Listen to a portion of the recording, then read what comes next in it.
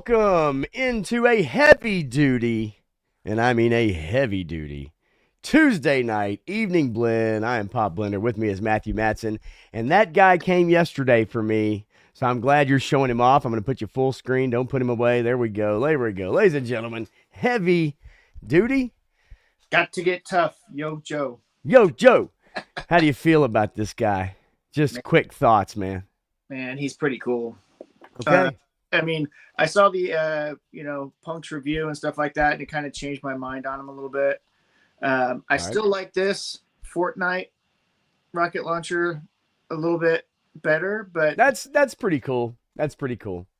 this is the one I used for my commando scene. I likey what I'm seeing. I have not opened up heavy duty yet. Dial tone should be here in a couple days. I just got a shipping update that I'll be charged soon for Frag Viper. Just a little bit ago. And so yeah, they're coming hot and heavy now. We waited. If you did like I did and you ordered on Pulse, then you just wait and wait and wait.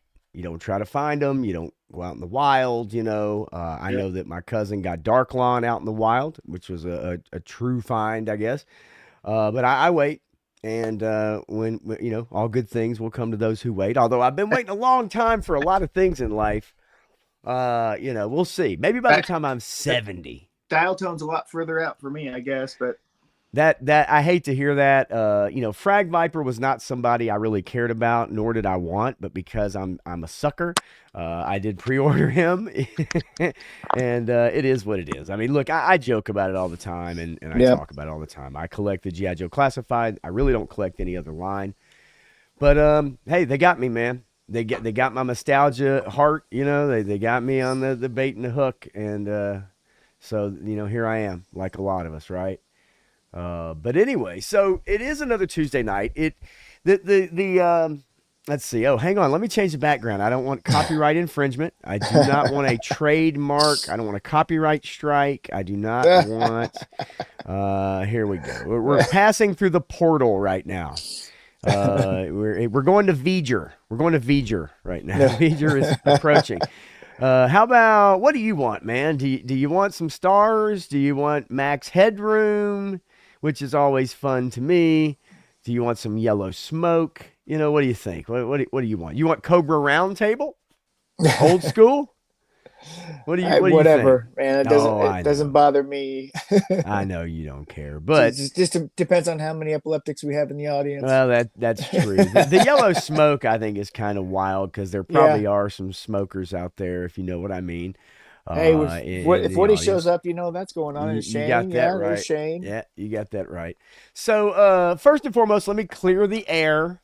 Uh, on a whim, yeah, on a whim, because the Punk's Pit was canceled, I decided, hey, it'd be fun just to do a Pops Pit. It's a one night only. It'll never happen again. And so it's kind of fun. I hope that Lawrence did not take too much offense to it. I'm sure he Hey, probably you know wasn't what? expecting it, Hey, but listen. The more you bring it up, the more he's going to give you shit about well, it. that's true. Of course, I'm going to see him this weekend. I'm going to see him in a couple days, so 2 or 3 days. So really, I kind of hope he does in a way because I'm a bartender. I have a way of Oh yeah. smoothing things over in person. Okay, very very well.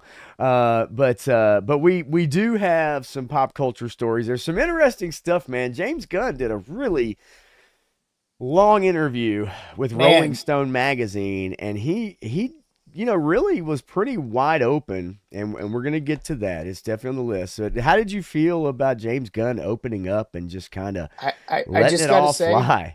I just got to say, keep that man off the interview circuit. He does not do himself or anybody else any favors. He doesn't hold Um, back. and I respect the fact. I respect the fact that he He doesn't doesn't hold hold back. back, and for that I appreciate. Yeah, I can respect that, but at the same time, Right. some of the things you're saying don't jive with what people want. Yeah, it's been a weird marketing campaign moving up to Superman. We're gonna, Yeah. like I said, we're gonna talk about the interview. He had some thoughts about Iron Man. I think taken out of context for those that have maybe seen the sound, not sound bite, but read the quote. I think taken out of context seems a lot worse than it actually is if you look at it within the context of what he's talking about. And we'll get into it. We're gonna take a look at the newest Naked Gun trailer. It is more, unlike the first one, it's probably more like what you may expect Yep. or may not want, but it Well, seems yep. to be more like what a Naked Gun would be with the newest trailer. Whether those Oh, jokes hit or miss, yeah. Well, no, we'll talk about it. there's a couple of them I thought were fine, and There's only two things in that trailer that were actually Naked Gun, and okay. everything else was not Naked Gun. We got a little Kathleen Kennedy news, a couple things actually. One about Bob Iger, one about George Lucas. Oh yeah, both of those. There's yeah. And then I found an interesting story. I thought it might be kind of neat to talk about it for 5 minutes. Brad Garrett from Everybody Loves Raymond talking about how that show would never be rebooted and Yeah. what his thoughts are about why a show or that show in particular wouldn't be rebooted. We're going to watch the newest Fantastic Four First Steps Herbie trailer. And then, like I said, James Gunn with, talking about the new Superman and his thoughts on the MC. Yeah. Some of Well, the missteps along the way when he was working for the House of Mouse.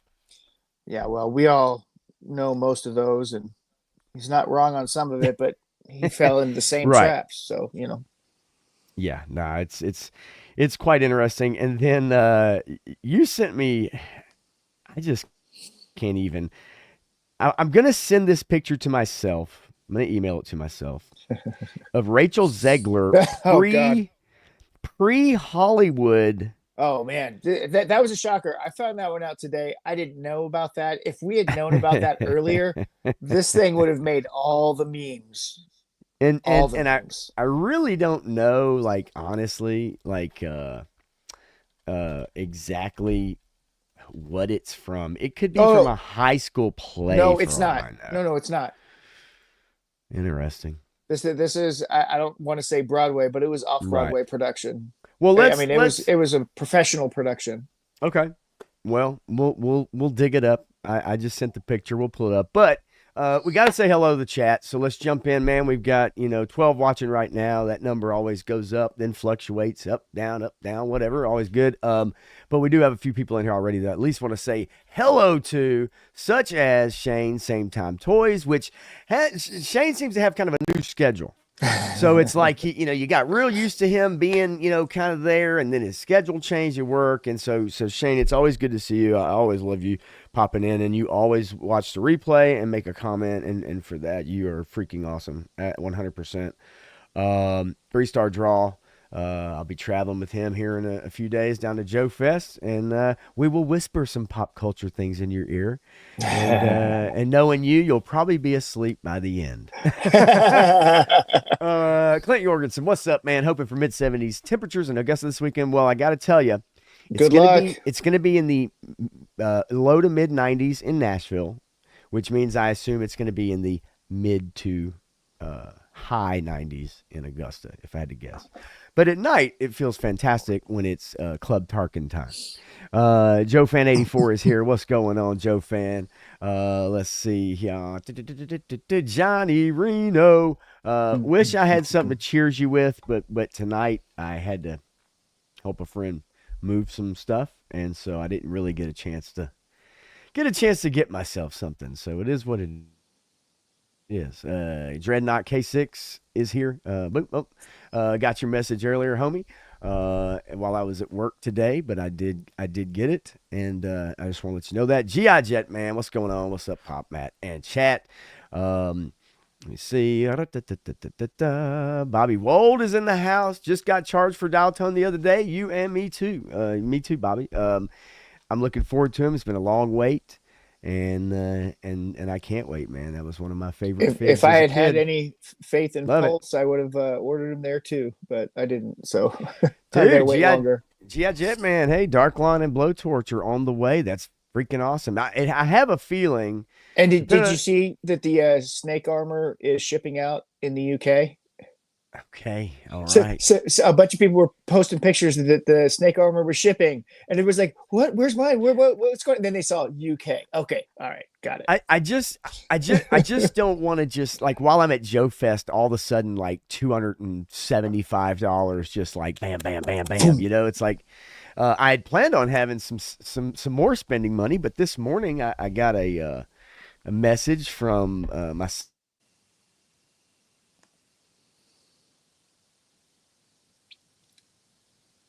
Is he cutting out on you guys? I don't know. I'm not.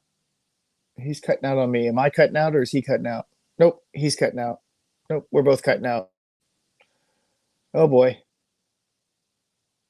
what's going on? Is anybody there? Is there anybody out there? Yep. I guess he's checking on it. So lots of Joe stuff going on. Getting ramped up for Joe Fest.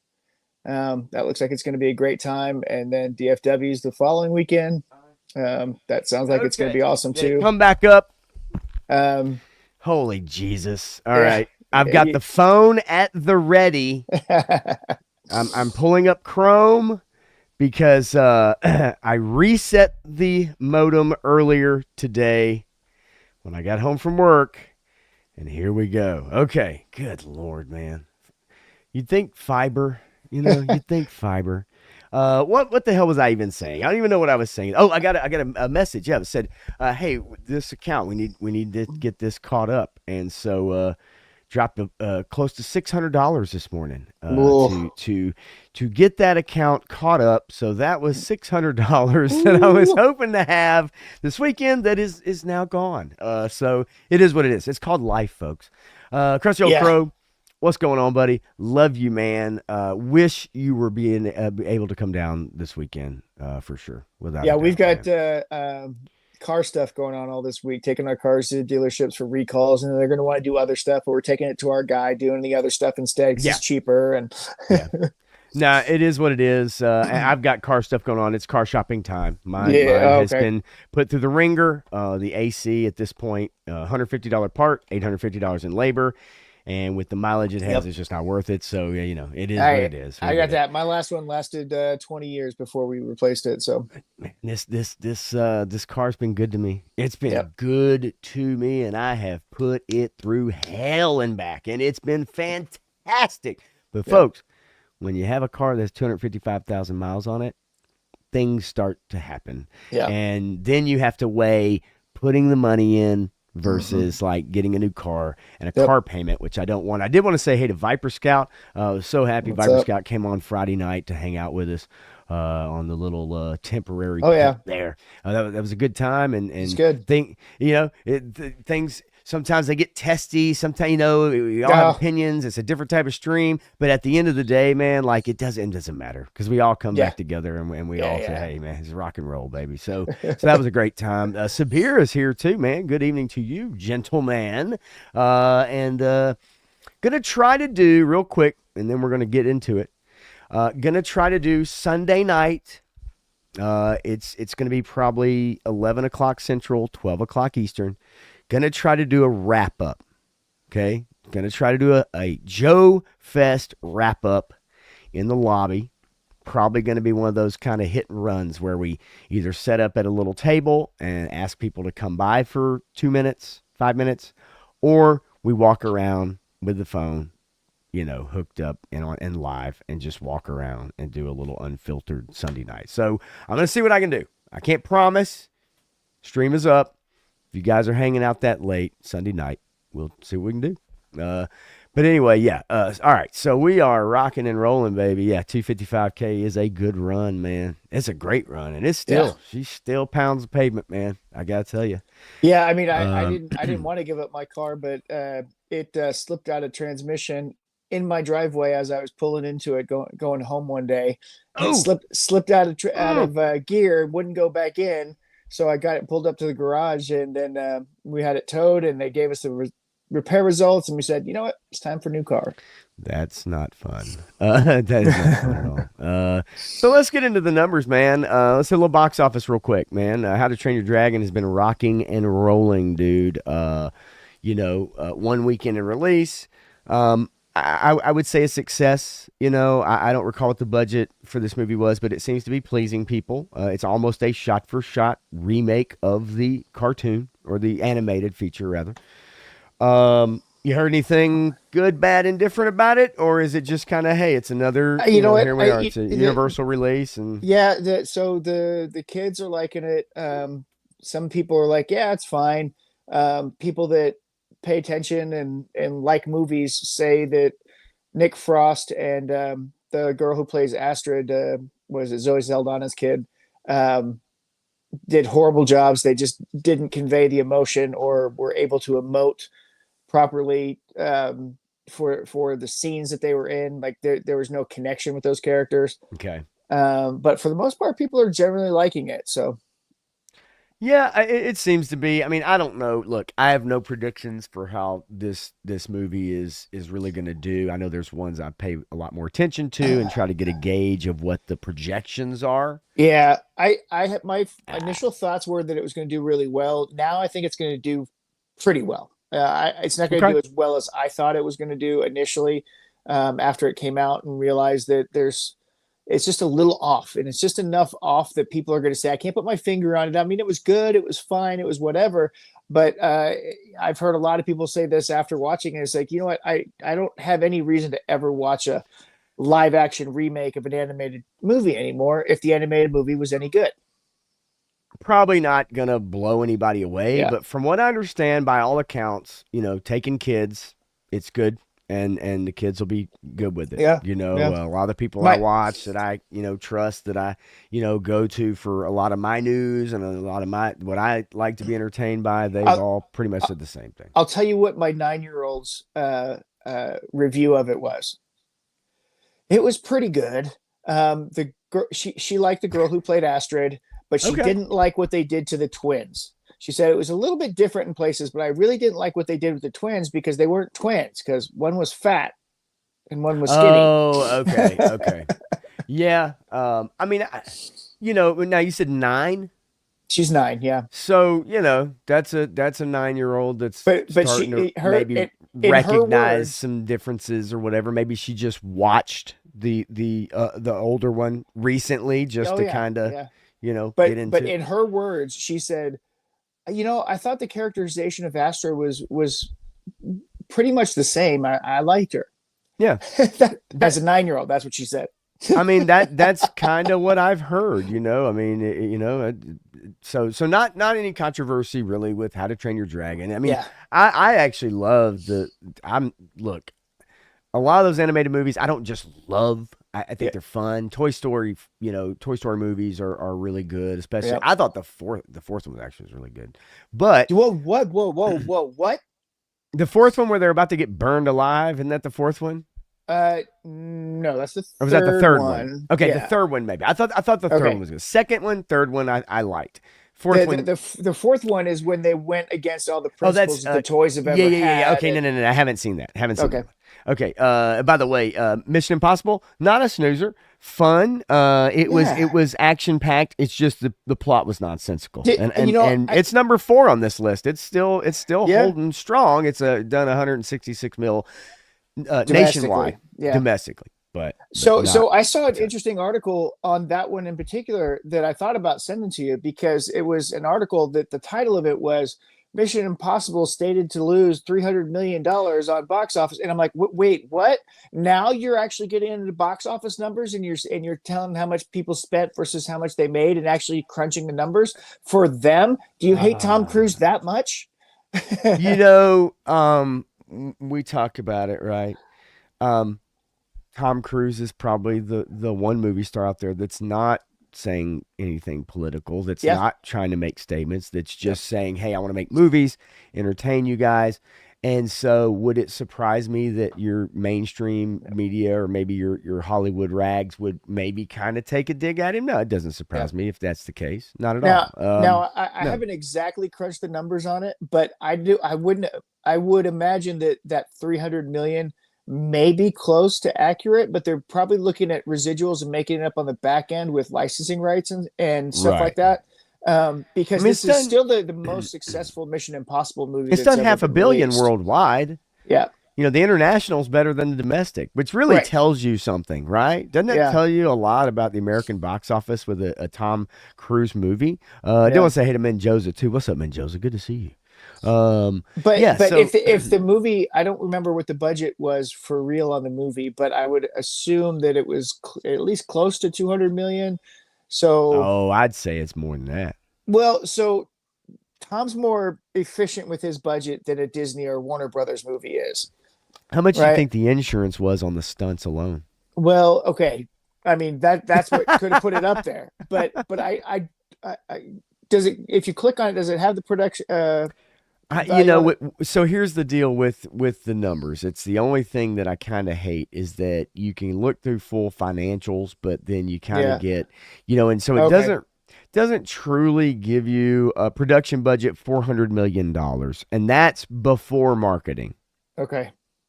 So Yeah. place your bets on whether this movie's going to make its money back. It's Well, only a so hundred million over that right now. if that's accurate, then it would Ooh, have to make God, over 1.2 billion to make a profit. correct. And So I don't know that I that mean, budget is actually, that budget sounds way too high for a look at that Tom right Cruise there. movie. 1.3 times production budget worldwide box office is. So, yeah, that's, I don't know. I mean, maybe it will lose. Look, either way, just to answer the question Yep. for same time, game time, is that it's a fun movie. The I enjoyed it. plot is extremely nonsensical. Yeah, I mean, but I wasn't It really expecting is. anything else. To me. It's not a thinking movie. It's a popcorn movie. You go in and you enjoy it, and you enjoy it because you like the characters. You enjoy it because whatever, Yeah, I know. Yeah, it's it fun. keeps you on the edge of your seat to an extent, right? It does have some long exposition scenes, but Yeah. at the very least, yes, what you've come to know about these films, the action parts are what a lot of people like to look at. And yes, hit that like button. Let's go.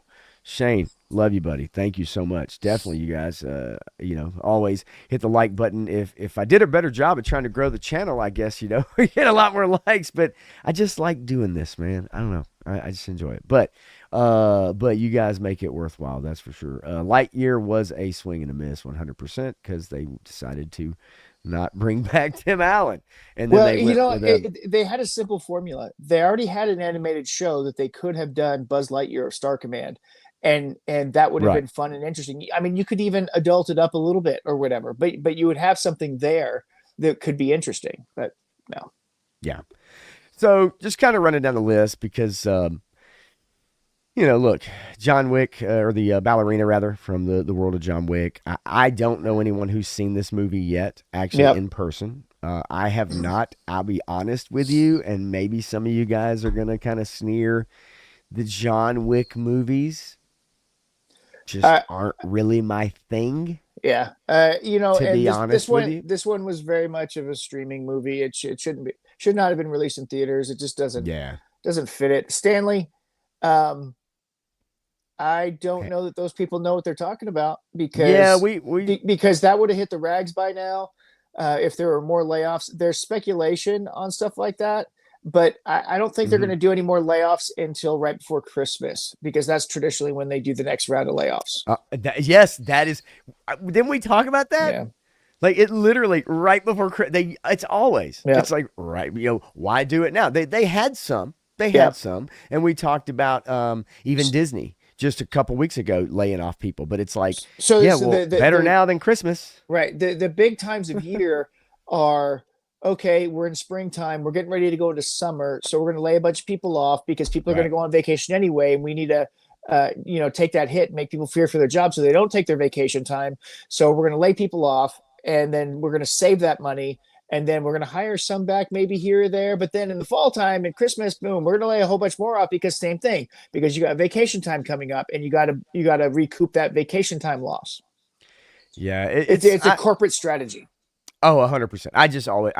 I always hate to see that because it's like really like obviously, but it's become almost a joke at this Yep. point, right? Like it's almost become that you not look forward to it, but it's coming.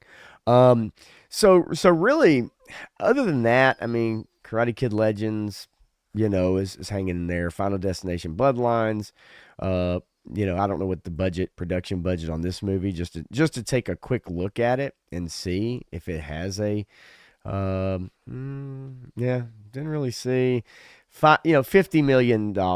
So it's gonna make a little money, right? That's usually what the horror movies do, especially ones like that.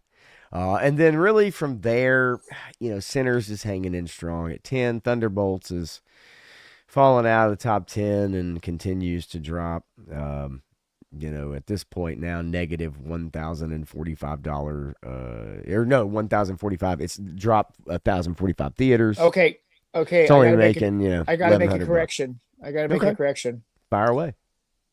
2 hours ago, Hasbro, the statement was released that Hasbro laid off 3% of its workforce. Okay. So, So they, so they they did just do another, and Stanley owned today. it. Yeah. Yeah. Yep. And I'll be honest with you too, not to and hey, look, let's get into this story really quickly. So and Uh so here's the headline from one of them. Toy maker cuts 150 jobs over tariffs. that's it right here. USA Today, Hasbro layoffs, toy maker restructures due to tariff struggles and weak demand. Weak Wait, demand? demand. Man, I've been We've demanding waiting my for this dial shit. tone for a while, bitch.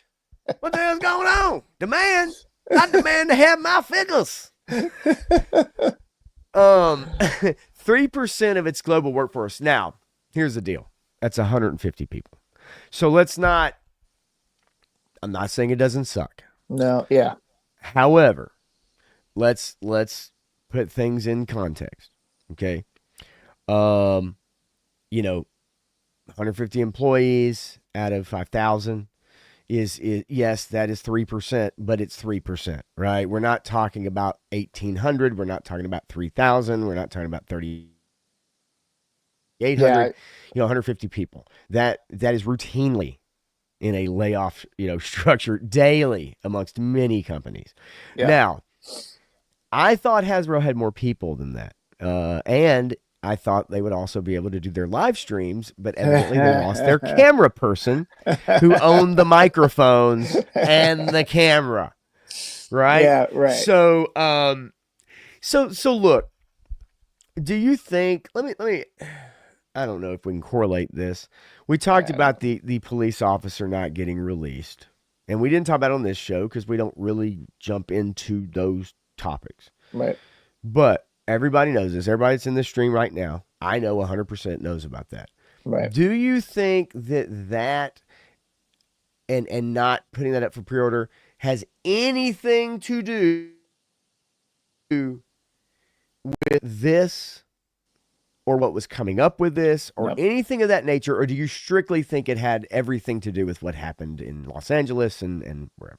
The police officer in particular, I think, has everything to do with LA, with all that kind of stuff. Right. They're never going to say that is the only reason why they would have all that stuff leak out there on purpose and then not get put up for pre-order, because clearly that was primed for pre-order. When you have the professional shots done and all that kind of stuff, it's ready to go for pre-order. And so I haven't seen any leaks tonight, so I don't know if there's going to be a stream tomorrow or not. I guess it's supposed to be the Rattler unboxing stream, but I don't know. Yo Joe June. Yo Joe June. Let's tear down the brand that has saved us a half dozen times already. It has saved the entire company from complete bankruptcy several times already. At least helped quite a bit, I would assume. I'm not saying it is just there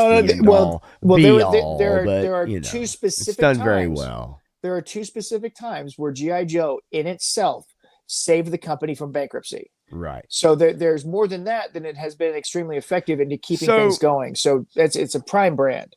so we get this classic corporate gobbledygook. We are aligning our structure with our long term goals. Aligning is a gobbledygook corporate structure word, right? Or corporate word.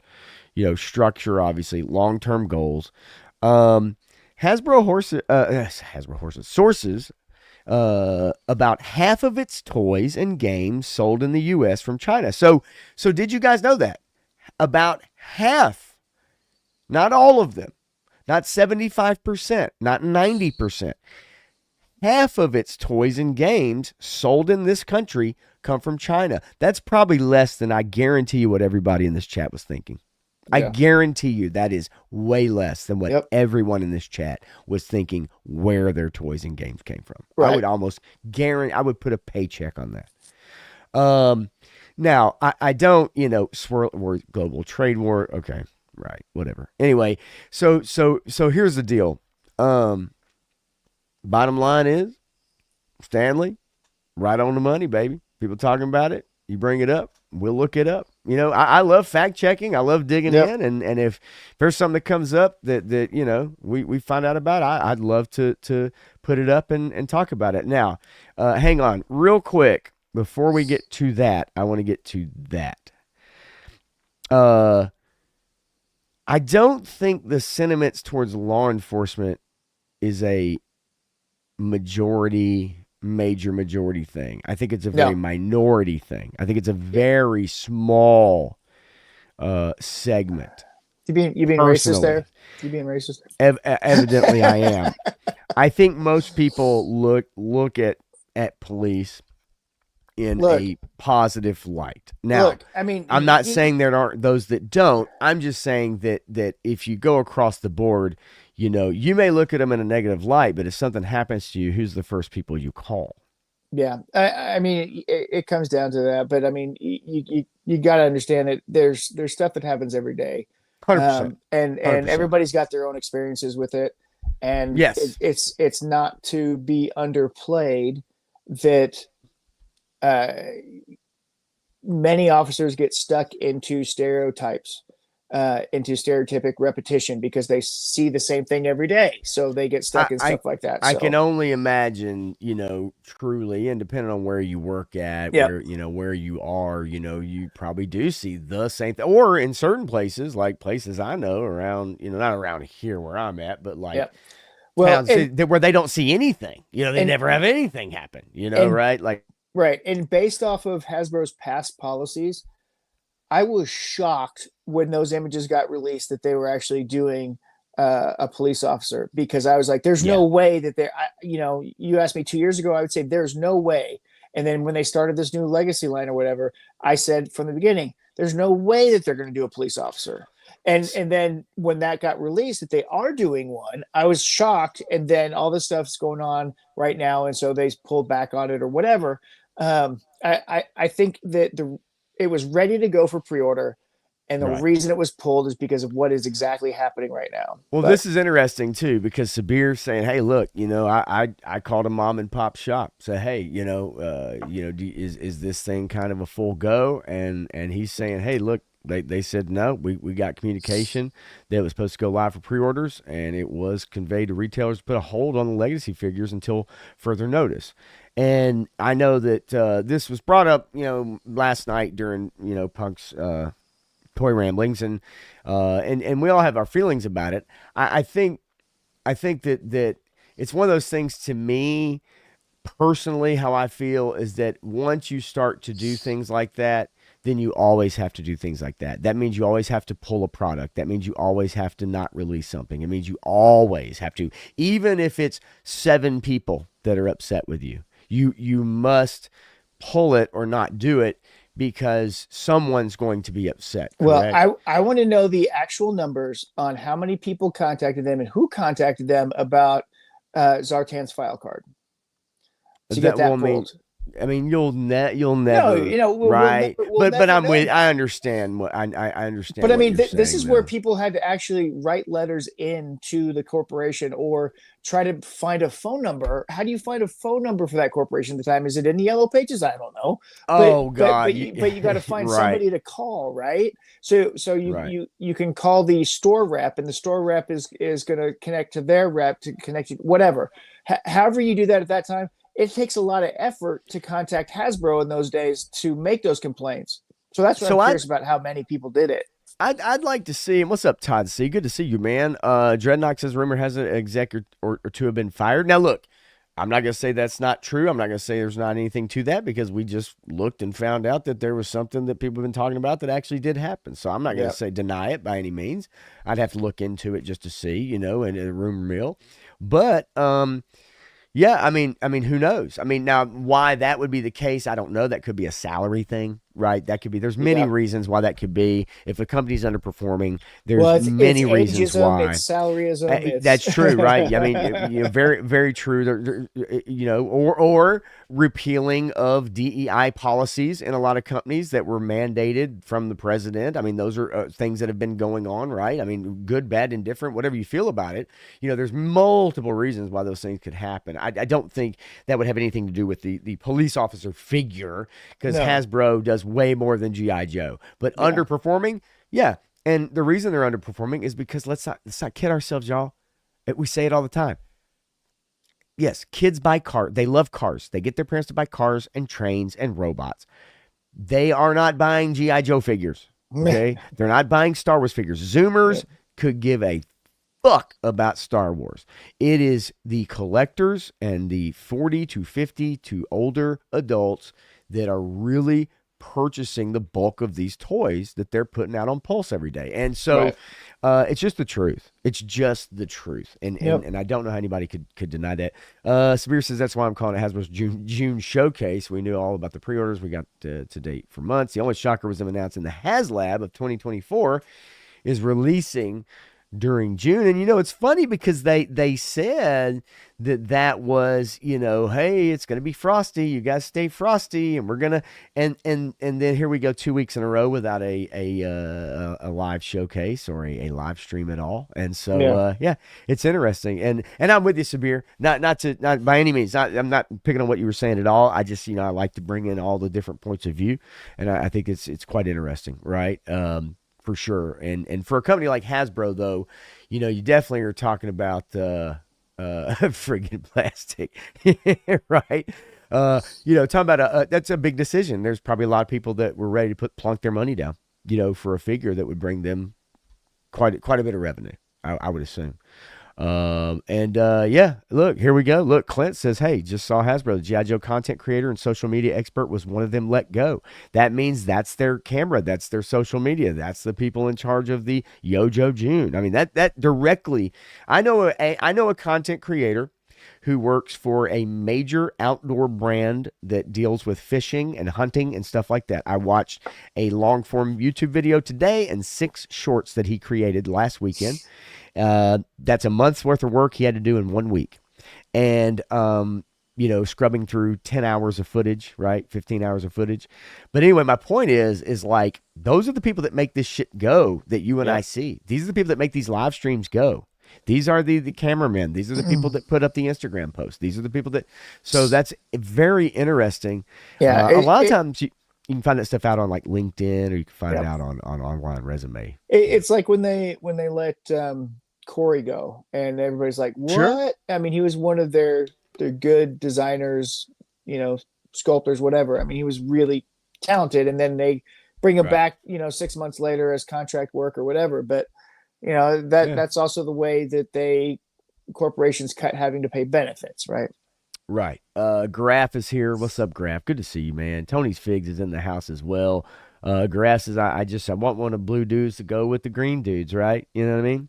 Are we getting we're not getting a live stream this week, right? Are we getting anything? I hadn't seen anything. Is there a fan Nothing. stream again? So nothing has been announced, but everything has been scheduled since the beginning of the month that there would be every Wednesday for this in Interesting. this month there would be a live stream. Okay. So people are confused because there hasn't been any promotion of it. But this is the this one may not be the Rattler unboxing, but they have to do a Rattler unboxing. Well, no, okay, so it has to be the Rattler unboxing, and then the one after that it has to be the next HasLab, unless they're going to edit them and combine them together. Right. They missed last week's, so I don't know what last week's is supposed to be other than the pre-orders that were going up, which we all saw and did our business on, except for the police officer. And Right. so this week was supposed to be the Rattler unboxing, as far as I know. I'll tell you, man. At this, I mean, at this point right now, and we'll not spend too much more time on this story. Uh, we may not get another live stream for the month of June. I mean, in all honesty, that is very possible. So Like, if we let's not don't, kid ourselves. so if we don't, that means that the HasLab is canceled. I mean, I don't know, man. If they don't, Wow, that's interesting, man. Man, that's woo. You want to talk about bringing some fire? You want to so talk about and these, and like Dreadnought says, supposedly fired over year losses. We've talked about that. We talked about that over the yeah. winter, right? Well, and again, this is why I was surprised that they re-signed the contract with Disney. Because I don't know how much they make off the Disney license, but it's been diminishing returns for the last 4 years, 5 years. Right. It has been, and we've talked about it. And every now and then you'll get somebody that tells you, "No, it's not. No, it's doing great." People, Star Wars for Vintage Collection, Marvel Legends. It's like, yeah, as Well, much as we okay, like okay, this stuff, man. but you saw, okay, so it hasn't hit yet, but you've seen the changes that both of those brands have made, and Marvel Legends have kind of stepped up their game, and they said, They've gotten okay, better. they've Absolutely. got a lot better. And then you look at Star Wars Black Series and Star Wars Vintage Collection, Sir. and they're kicking it up a notch also. So they've got their butts in gear, saying, okay, we got to do this. Well, we've got to give them what they want, and look at this SDCC exclusive Right. for Star Wars. I think Right. that's amazing. I, you Yeah. know, I'm with you, man. It's but also when when you encounter just slow years. I mean, maybe you make a mistake or two funding a video game. Maybe you put a lot of money behind a product that just doesn't do well, or several products that don't do well, and then you have a few that do. What do those losses really truly look like? And then honestly, that report about the tariffs, yeah. I'm sorry, man. I think Like that's lame. that's bullshit. Yeah. I don't think That's bullshit. that doesn't exactly make sense. But at the same time, it's like they're going to use any excuse they can Oh, because of the 100%. struggling brands. And so my problem with Marvel Legends and Black Series is that it's oversaturated. So they're overproducing, whereas they're underproducing Joe. So Joe is always going to be more successful because there's scarcity and there's Yes. FOMO and there's people craving this stuff. I mean, the snake armor sold out, the Cobra battle bunkers off the website. What happened to it? Is it coming out? What's the deal? The people that pre-ordered it still have it locked in, supposedly. So there's questions that aren't going to be answered that they're never going to answer because it's a corporate Yeah. thing. All right. So look, I'm sure well, you are one of those people who will be much more qualified than I to really delve into this topic. I have surface knowledge. I have knowledge of like or my thoughts and opinions on businesses and corporations and just looking at history is a great thing to learn from, folks. You just have to look back through history, and you'll find all kinds of examples that repeat themselves, Yeah. even if the product is a little different or different, right? Yeah. But I know you are, and obviously those out there are much more qualified than I am. So I'm sure we'll hear about this over the next few days, Yeah. and next week, and people will dig into this like a punk with toys and. What kind of mood and for anybody else out there that's doing big numbers, right? But what I want to get into is why Kathleen Kennedy decided to screen the first print of the original Star Wars when This George is Lucas was so against. This is curious, isn't it? So, Star Wars boss says it's remarkable. The first print of George Lucas' 77 original was found and screened after decades. Discovery called a miracle. Well, it might be remarkable to her, but George was adamant. He Adam. was maniacal about removing any and all versions of this film. He tinkered with it and tinkered with it, and I'm not even talking about the the versions where he added more CGI. I'm just talking about some of the editing. And Yeah, I mean he the 90s THX version, I think that was probably his best version of the film because he cleaned up all the special effects shots, the sound, and he right, trimmed just a little bit of the editing to make it flow a little bit better again. But that's the problem is that an artist always wants to tweak and always wants to manipulate and always wants to change and is never satisfied. And I get that, but at some point you have to let it go and let it breathe on its own. I agree with you there. I agree with you, and I think it pissed a lot of us off. And it sounds so at this point now in my life, it sounds so silly to say like, "Damn, George, you really fucked up the original movies." But Empire Strikes Back probably has the least amount. No, uh, it's got quite a few changes. It actually but has a lot of changes in it, but none that are offensive. I don't think right, right, there's a couple that do take away from the pacing, but when you're nerdy enough, it's like, oh wow, that's so cool that they put that in there. correct, And so he threw that kind of stuff in. I love the Cloud City edits, and it gives it more depth right, of the Cloud City stuff. yes. Um, But as but far as a film though, it seems like if you just as a whole, yeah, Empire was the one that was tinkered with the least amount as far as any major changes or anything that looked really goofy or out of right, place. yep, Right. So in London at a film festival, the BFI Film Festival, Kathleen Kennedy was there and they screened the original first print of Star Wars. This definitely caused a stir among Star Wars fans because, as it says here, Lucas has always been vocal about his dislike of the print and famously went on to tinker with the movie. Now, I have two thoughts about this. Okay. First and foremost is that George sold it. yep, He sold it.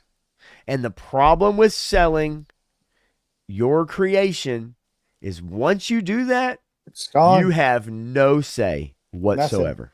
Yep. None. What's up, Woody? Triple Deuce, the figure addict. How you doing, buddy? Good to see you. Glad you came to hang out also Friday night, my friend.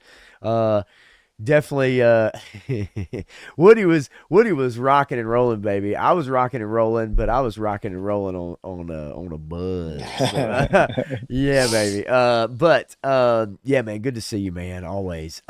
So on one hand, I'm not.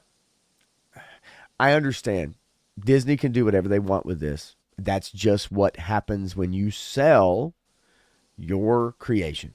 Yep. At the other hand, though, Sold George the is white slavers, right as at quote unquote quote as unquote. George Lucas said.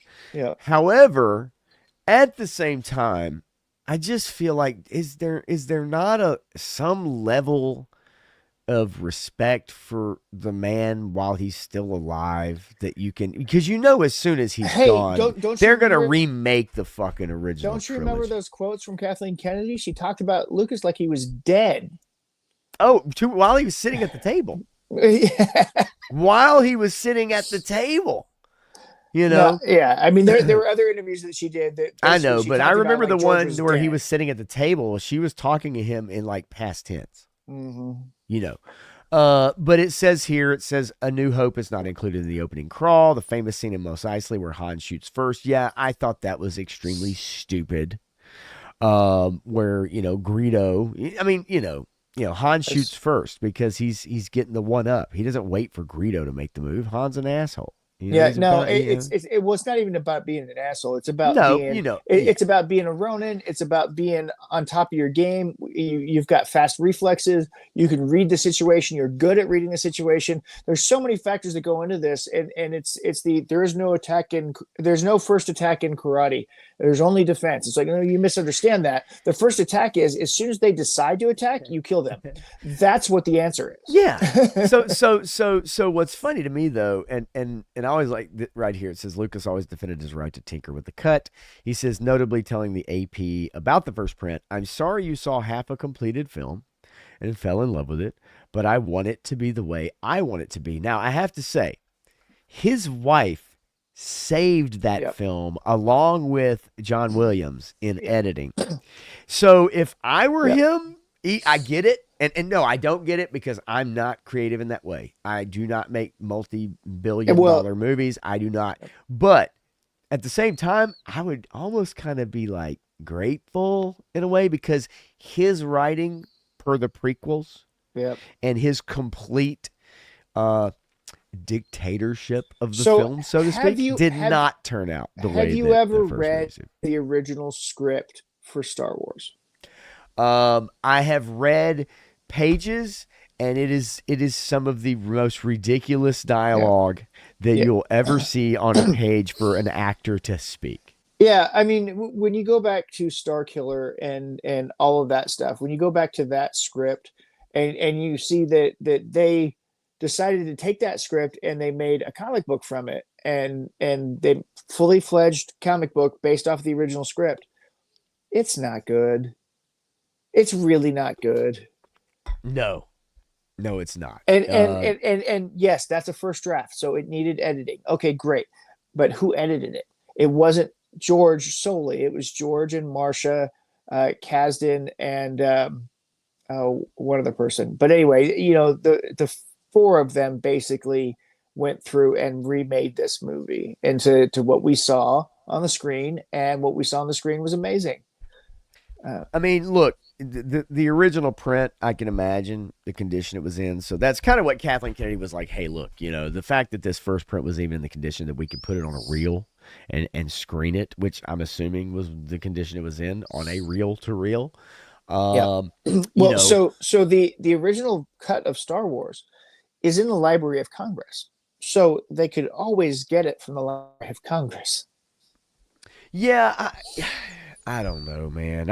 I guess and my thing is again, my thought process is twofold on this. One is, you know, while he's still alive, he's very adamant about it. This first print, is not the vision, but at the same time, like you said, and I agree, is that when you continue the film is the film.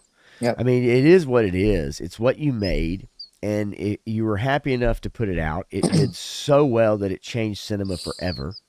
And so at that point, it's like, yeah, you can continue to tinker with it, but why try to go and remove every copy and every? I mean, there's stories of him literally trying to remove every like VHS, every copy at all of the original cut of the theatrical film.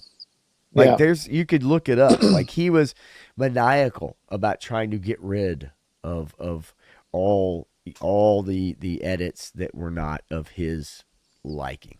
Yep. And that's wild, man. Yeah, Garab George also brought us the prequel trilogy, so he lost his mind decades ago. Clint Jorgensen says George should do an American Graffiti sequel. 70-year-olds still cruising the main drag. I'm sure that's what we all want to see, right? Yeah, I mean, like, I don't know, man. It's really tough, man, to go back sometimes and watch those edits and those special editions. I'm not gonna lie. There's certain Yep. things that pop up, and I'm just like, yeah, it just doesn't Yeah. So sit well. so just to answer that one question that you thought that George didn't submit it in the National Film Registry in 1989, the Library of Congress preserved the Star Wars film. Um, the 1997 special edition was offered for preservation. The Library of Congress also proposed Okay. copyright print. So they have both the 97 and a version, not necessarily the first one, but one of the ones that probably said A New Hope on it. So not the original, but one of the subsequent releases from 89. Okay. Interesting. I mean, either way, however you feel about it, right? A lot of people feel like, like The People versus George Lucas is a great documentary. I understand a Yeah. lot of people like that. I understand a lot of people like that. And there's, George Lucas ruined my childhood. Right? Like you, so yeah. I mean, there's Yeah. people that really feel strongly about it. That's for sure. Well, I mean, Um, that's what us nerds do, right? We get passionate about stuff, we love stuff, we get attached to stuff, and we get to see it through our lens. And then when somebody flips that lens on us, we get upset about it. And if there's enough of us that feel like it flipped the lens too much, then there's going to be a large group of the right. population that enjoyed it that says there's something wrong with this. So let me ask you a question. I'll ask the chat a question if you guys are at your keyboards or at your phone. Let's go, keyboard warriors. Do you believe Bob Iger deserves an honorary Oscar? Do you think Man, I got so much to say on this. do you think Bob Iger should receive an honorary Oscar because Kathleen Kennedy lobbied, and that wonderful picture of these two folks right here at the Rogue One premiere. So let's go back now. This is not Rogue them now. One. This is from Yeah. 2017. Yeah, they got daggers in their eyes for each other now. Got 8 years ago, right? So,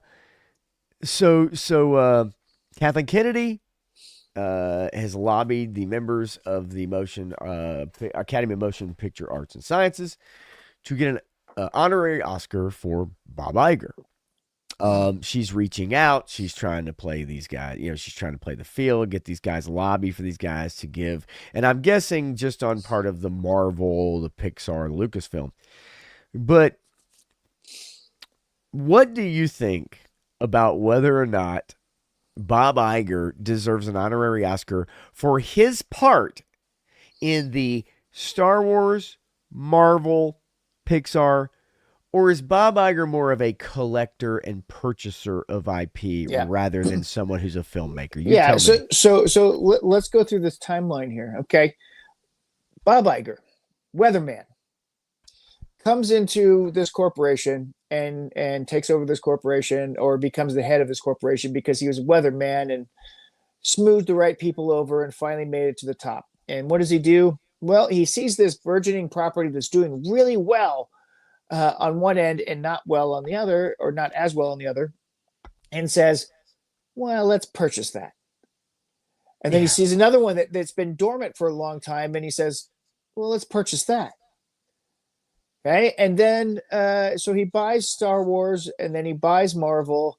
And we go through this wonderful period of where the things that were in motion continue to go through motion, except for Star Wars. Star Wars was much later, and then that didn't go so well. But and then after a very successful first movie in the Star Wars franchise, it kind of fell off a cliff after that.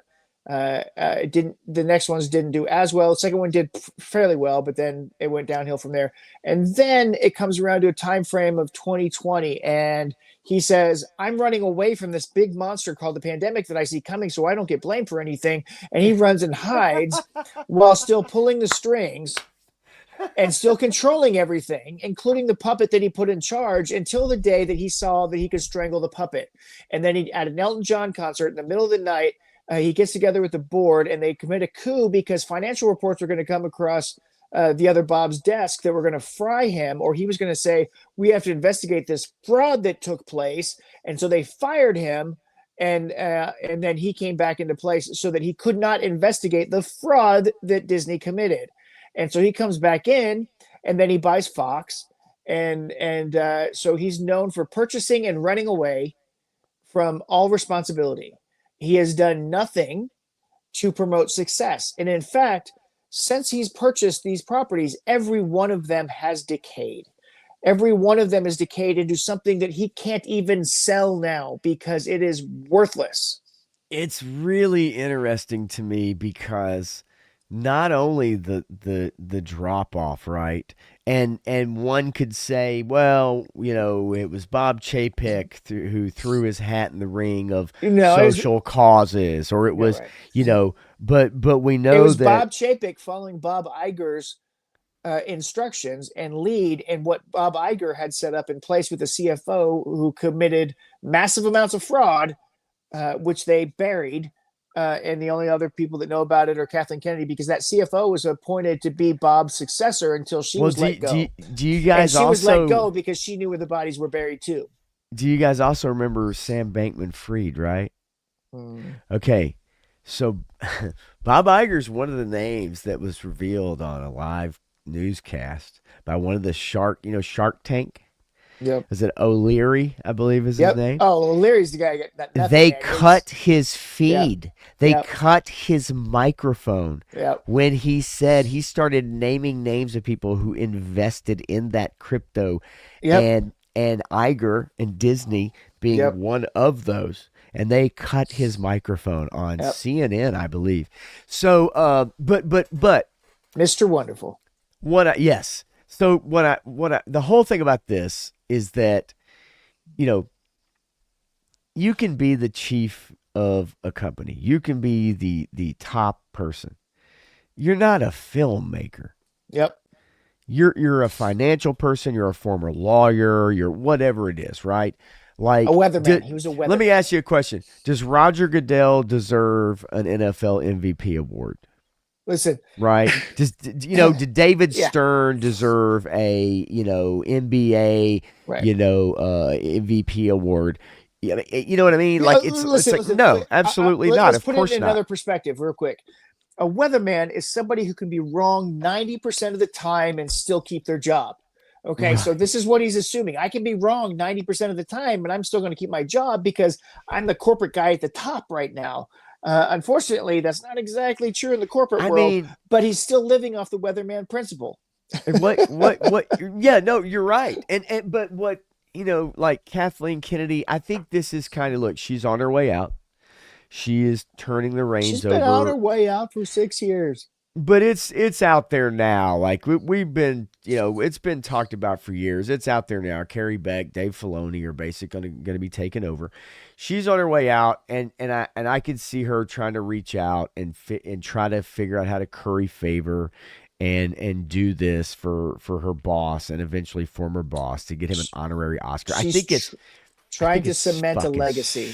stupid. It's so stupid. She's trying to cement a legacy. She said You're she right. wanted to go out on a hit. So she wants to make a good Star Wars movie that is successful, and then she's out. And it's what Kevin Feige should have done after Endgame. He should have been Yeah. out after Endgame, and he would have been the king of anywhere he wanted to do, whatever he Yep. wanted to do after that. But no, he stuck around and watched the ship burn and disintegrate. And Kathleen Kennedy is looking for her swan song. She's looking for her way out, and she needs a success. And if she can get Bob Iger an Oscar, and if she can get one more successful Star Wars movie, and she's out.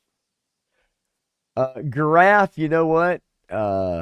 You may be right. Actually, the Oscar is genderless, right? I mean, the statue roughly is non-binary. I don't know. I guess. By the way, but Josie, you're right. We do have some lousy weather people over here, Texas and Tennessee. So, how about this? How about we take a look at the Herbie trailer? Fantastic Four. You excited? Fantastically. Let's take a look. Right? All right. Let's see here. Here is the Fantastic Four First Steps Herbie trailer that came out, yesterday, I believe. Yeah. It has, look, hey, 16,000 upvotes, only 372 downvotes, and this is from Marvel Entertainment. That's a pretty good ratio. It's So been how people- long? 1,600 upvotes? Boy, they're not getting much traction. No, 324,000 views with 21 million subscribers to the channel. Ooh, that's gotta hurt. But let's take a look, and you guys tell me Yes, if Herbie if the love bug. Yes. Yeah, Herbie the love bug. If Herbie is if this is loud enough that it sounds okay for you guys. The Fantastic Four. Their amazing powers help keep our world safe. But like any modern family, they sometimes need a helping hand. All right, here we go, and he's not talking about Chef Boyardee, by the way. Meet Herbie. the state-of-the-art personal assistant that does everything without a single complaint. And when trouble appears, he's a valuable member of the team. There's Franklin. There's Franklin. Okay, so far, because it's not very long. You cool with this? This reminds me of the Fallout video game, like video game trailers that were put out. They're kind of old school, retro, futuristic. So I like the fact that they're leaning into this retro feel for this, right? Because they've been going retro with this whole thing. I kind of dig this kind of commercial, but I mean, right. I do too. We know a little too much about the story to get too excited about it. But this retro thing is kind of cool. Yeah. Now this part with the baby, this bothers me. This bothers me a lot, but that's for other reasons. So let's continue. Looks like a delicious meal is on the menu for tonight. Herbie, how's that sauce coming? That is fantastic. Is this guy good? So bring Herbie into your home today. Hello, Herbie. Wait, what? And live a Hang on. Let me just go back a second. And live a better life tomorrow. And live a better life tomorrow. Ask your Herbie to get tickets now to see Marvel Studios' The Fantastic Four in theaters July 25th. Look, I mean, if you're looking at the surface, the commercial's great, but if you take it in the context of the story, the narrative that's going to happen, the stuff with the kid, the baby, really bothers me. But this has been a constant trope of, pregnant women in combat, or women with babies on their backs in combat, or men with babies that they're swinging around with in combat. It's the dumbest thing that I've ever freaking heard. It is the most retarded and irresponsible thing, and people should be dead and sued and CPS called, and all kinds of nonsense is going on here with these kids.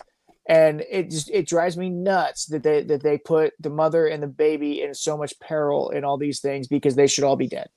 But there's no way in any universe that we know now where they would have a character or anyone advocate for the woman not fighting while pregnant, because there are people who would take that as you're taking away her agency, even though we all know that reality is, like, if it was your wife, you'd be like, honey, you need to kick back, let me handle this. And don't get me wrong, I mean, pregnant women may want to fight sometimes. I'm just saying. Oh no, that's very, very true, because I know all too well. But Rosie the robot, Mr. J. Yeah, I that part of it, okay. I mean, whatever. I guess, there's no way that would ever be part of the story. You know that, right? Like, I know that. We could say that, but like, that would never fly. There's no way in the world they'd say, Sue Storm, no, you need to lay back, and because for one, this is just today's world. Number two, we know that Pedro Pascal's Reed Richards is no alpha male in this movie. So there's no way he's going to be telling his wife to take it easy. I got this. It's the other way around in this movie. Exactly. That's just the way it's going to go. Yeah. And Todd C., I'll tell you, me too. Yeah. And even my son, like, his mother, she worked right up until that last, like, working week. is not combat. Yeah. Do you know what happens? Do you know exactly. what happens? Do you know what happens physiologically in a combat situation? Okay, so in a combat situation, all of your blood goes to your limbs, and your heart starts pumping, and it takes away from all other vital functions, which cannot happen in a mother's gestation, right? All of that blood and nutrient is directed towards the child, so your reflexes are poor, your strength is poor, your aptitude, your thinking process is not as strong. So you can go to work in a modern civilized society, sure, not a freaking combat situation, Right? No. I mean, realistically, yes, 100%. And I think anybody, we all know that, but we're we're in a comic book movie, right? I mean, and any excuse can be used. Sue Storm can't be hurt. Oh, she can turn invisible anytime she possibly And her can force field take is damage, impenetrable. or right. But you know what I mean, right? Like that's all you Yeah. would hear. But And it back is to, something interesting you bring up though, and it's not something I think a lot of people probably even think about. oh, yeah, I don't think so. And Todd, see, just to go with that too, one of my friends, one of my sister's friends, um, she worked up to the point that her water broke and she almost had the baby on the way to the hospital, right? I mean, she's this little tiny Filipino lady who's like 4 foot, and she had this, 10-pound baby in 20 minutes. Okay. So, I mean, the kid just like, when it was time to go, it was time to go. And Yeah, literally right. it was freaking 20 minutes. I mean, she almost had the baby on the way to the hospital. Right. And she had this big old baby and this little tiny woman, and it was almost a comical situation, but everybody was healthy and everything was good. So these things happen. I get that. Again, it's not combat. It's amazing though how for some people it's like 24 hours of labor, and for some people it's like literally almost in the car on the way there. Yeah. So Mendoza quickly, and then we'll move on to a little Naked Gun trailer. Um, so for a lot of people, that may be the case. Mendoza is that Yeah. a lot of people think she is the most powerful member. I think most people would think that Reed is the leader, not the most powerful. I'm not saying Yeah, the most right. powerful. A Yeah. lot of people think that Reed is kind of the leader of the group, right? I would say most Well, people in their he is minds would he probably go with that version. That's what he they would is think. considered the smartest man in the Marvel universe until Pedro played Damn, him. that hurts. That's good and true.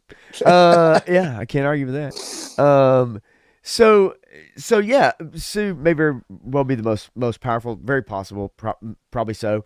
But I think for a lot of the fans, in their mind, Reed is the one who probably is the the leader of the team. But in this movie, that will not be the case. That will be different. In 3-star, you're 100% right. Reed is not the smartest man in the Marvel universe because he hasn't met Riri yet. But on this comment by Graph. Remember, she died giving birth.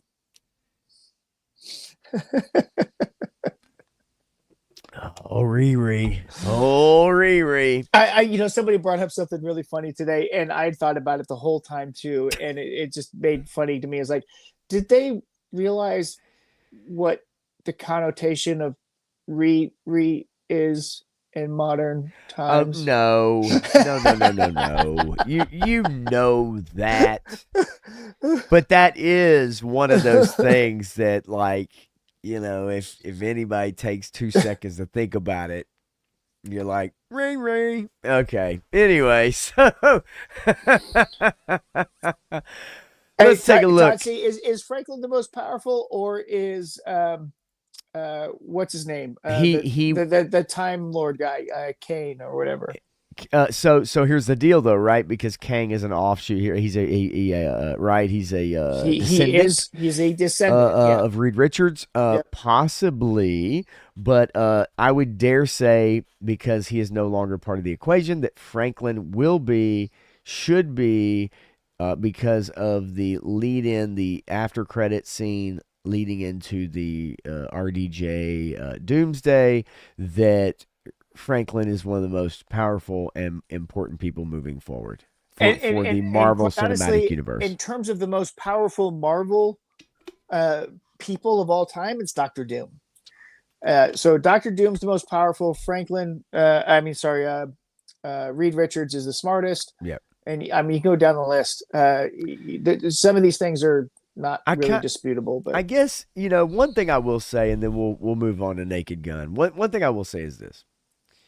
I kind of hate now that as we move forward and we have moved forward, that we're going to be at a point, if not already, where like Thanos, that was nothing.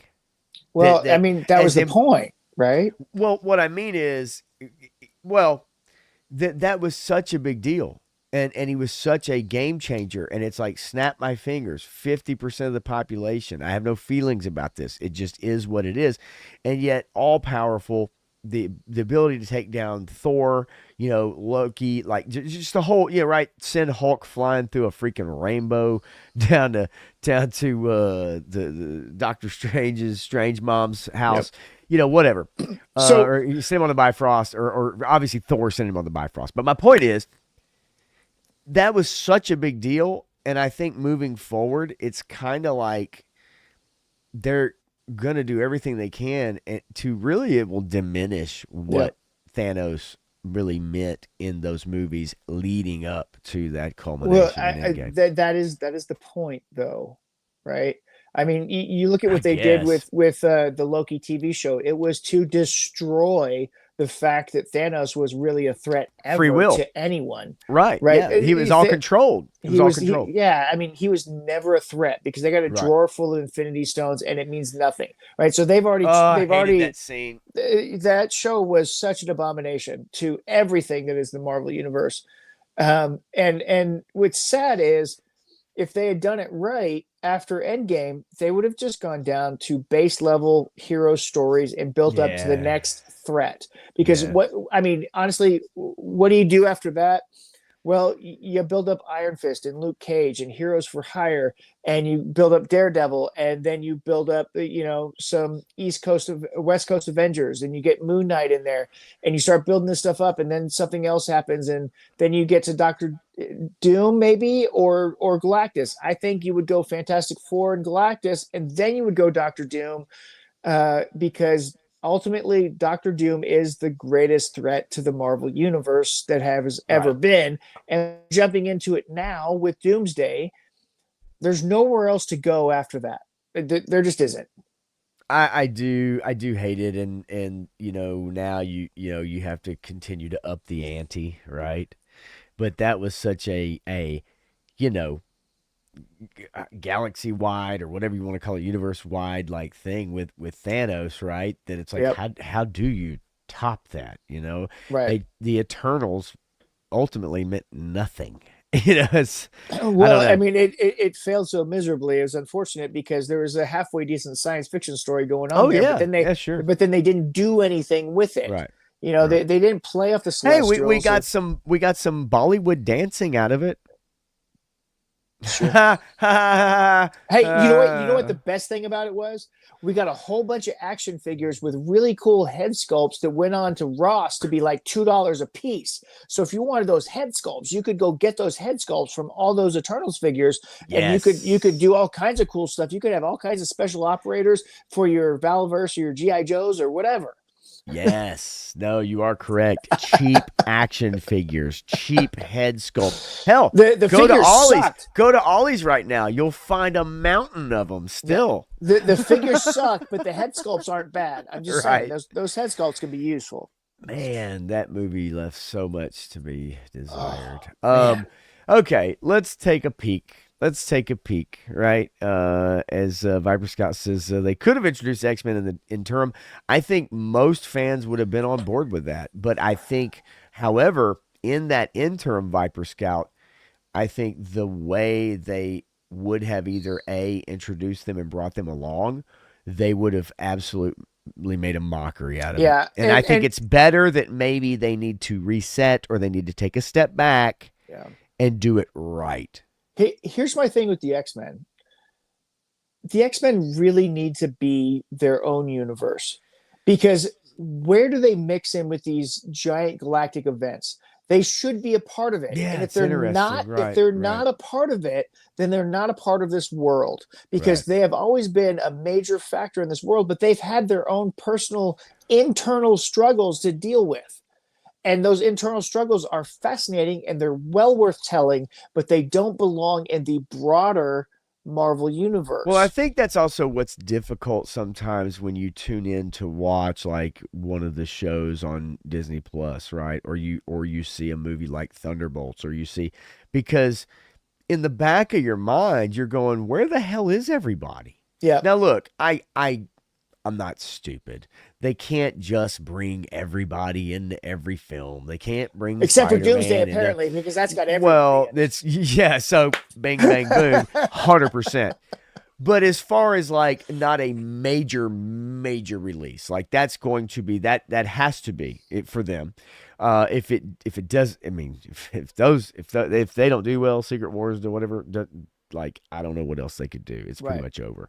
But nonetheless, I just feel like, yes, you can't bring those A-star characters into every film. You have to give other Right. people a chance to shine. However, Yep. in the back of your mind, it's like, okay, there's this major threat. Oh, there's this major thing. Where is Thor? Where is so-and-so? You know what I mean? Right, Like, where exactly. is Doctor Strange? Where is Vision? Or where is whomever? And so it's always kind of weird, and the problem is it's really difficult to try to get around. Yep. What's really going on? Ollie's got inventory for life. Rachel, yeah. Yeah, right. You know what I mean? Like, yeah, that's no joke. That's 100%. And let's see here, Viper Sky. They could have tried the Phoenix Saga for a third time. Yeah, animated did it better 30 years ago. You're 100%. No, correct. yeah. That X-Men animated is the best version of the Phoenix Saga that we've seen on film, and was it Kinsberg or Klutzman, Alex Klutzman? I mean, the people that they've got involved with both versions, it's ridiculous that they hired the most incompetent people to try and write either one of those movies. So. Right. And then before we move on, this comment here, Menjoza, are you speaking of something similar to this?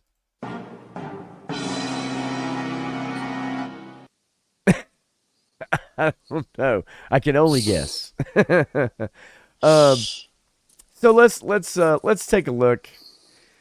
Let's take a look at Frank Drebin. I mean, Joe Drebin. I mean, Jim Drebin. I mean, Ollie Drebin. Let's watch this trailer. What do you say? Thanks. Once you kill a man for revenge, there's no going back. A voice in your head saying over and over, "That was awesome." Okay. All right. Here we go. Slapstick. We get the arms ripping off. We get the.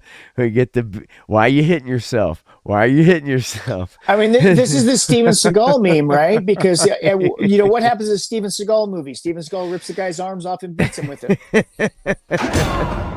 Who are you? Drebin. Detective Frank Drebin.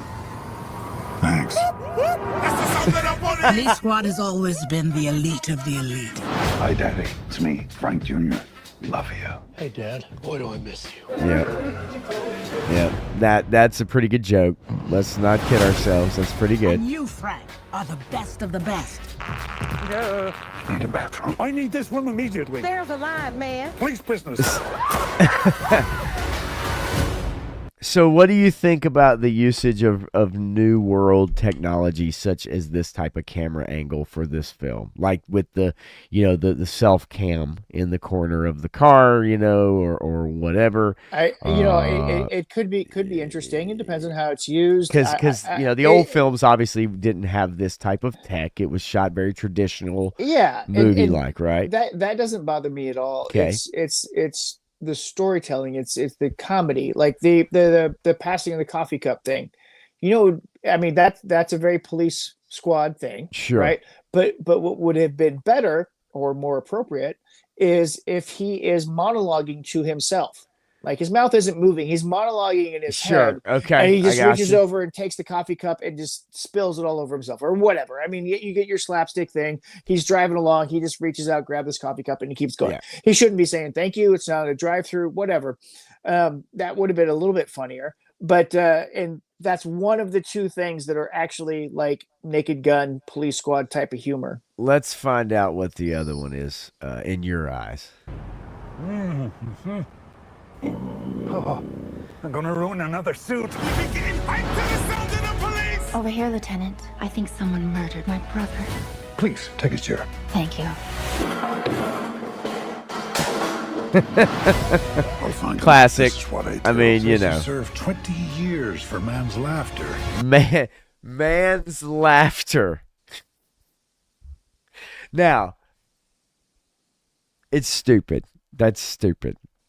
It's not that funny of a joke. Yeah. It's an old Gallagher joke, actually, is what Yep. it is. If you go back and watch, Gallagher has a great rant on the Yes, he does. on the English language, and he uses that very word, kind of, not manslaughter, but daughter and laughter, you know, and it's really good. So look that up. Yeah. But yeah, I get it. good. I get the joke. You mean manslaughter? Must have been quite the joke. They're going to shut down Police Squad if you do. Spirit Halloween. I do like the Spirit Halloween, though, banner. They do take over everything that's gone out of business. Not Right. solve this case. Do this by the book.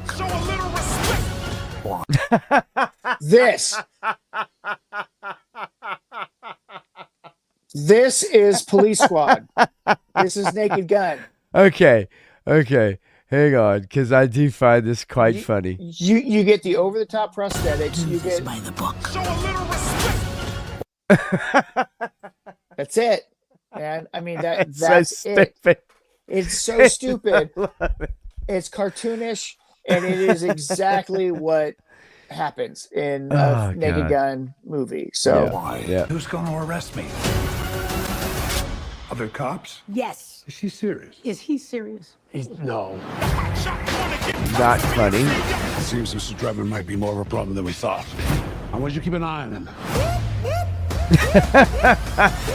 Come on. That's a Austin Powers. yeah, Austin Powers.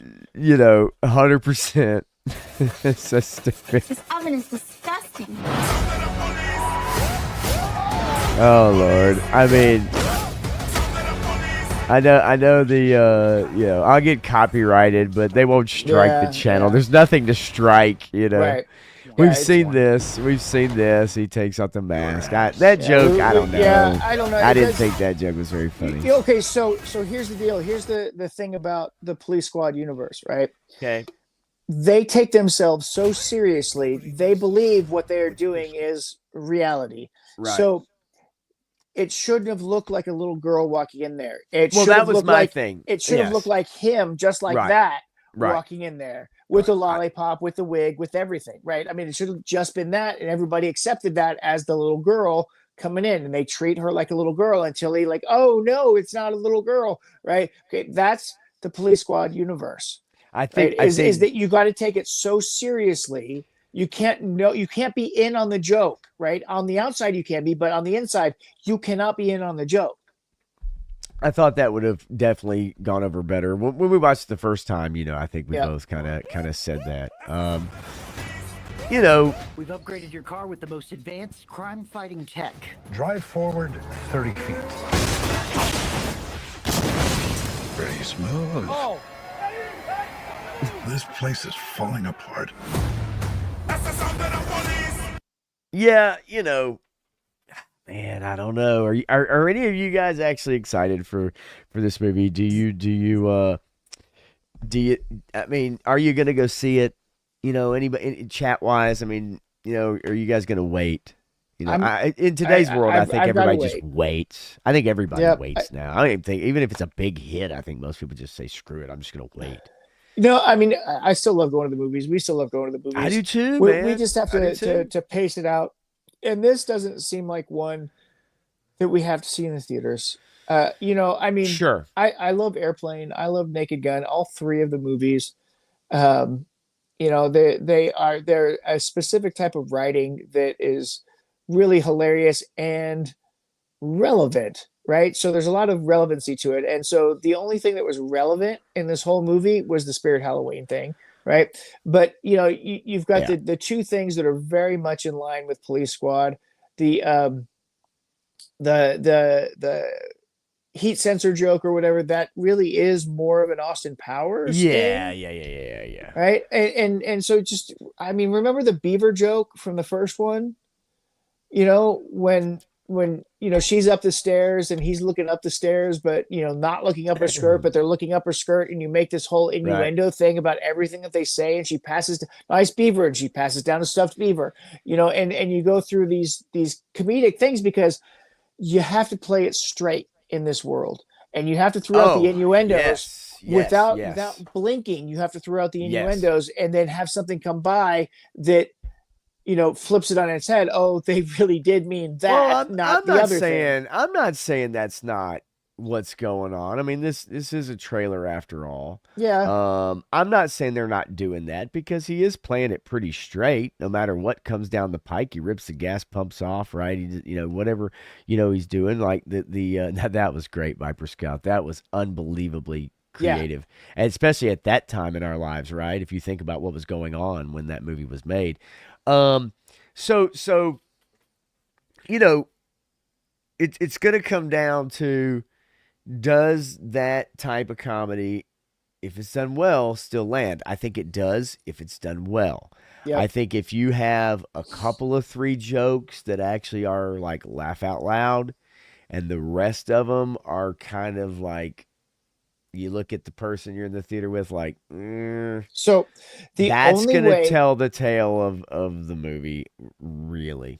How many of those laugh out loud, actually like goofy slapstick jokes really do land? The only way that this movie is going to be truly successful is if it catches a new generation. If it catches the 20-something-year-olds. If it catches their fancy. If they're interested in seeing this movie at all, right? And they go see it, and then they enjoy it because they laugh their asses off at it, and then people are talking about it, and it's going to grow. That's the only way this movie is successful. This movie is played to us, old folks, right? Yeah, you know what? And that sucks, because if you think about the Naked Gun movies coming out back in the day, even though Nielsen was maybe whatever age he was, right? And he wasn't that old. He just looked old. Right.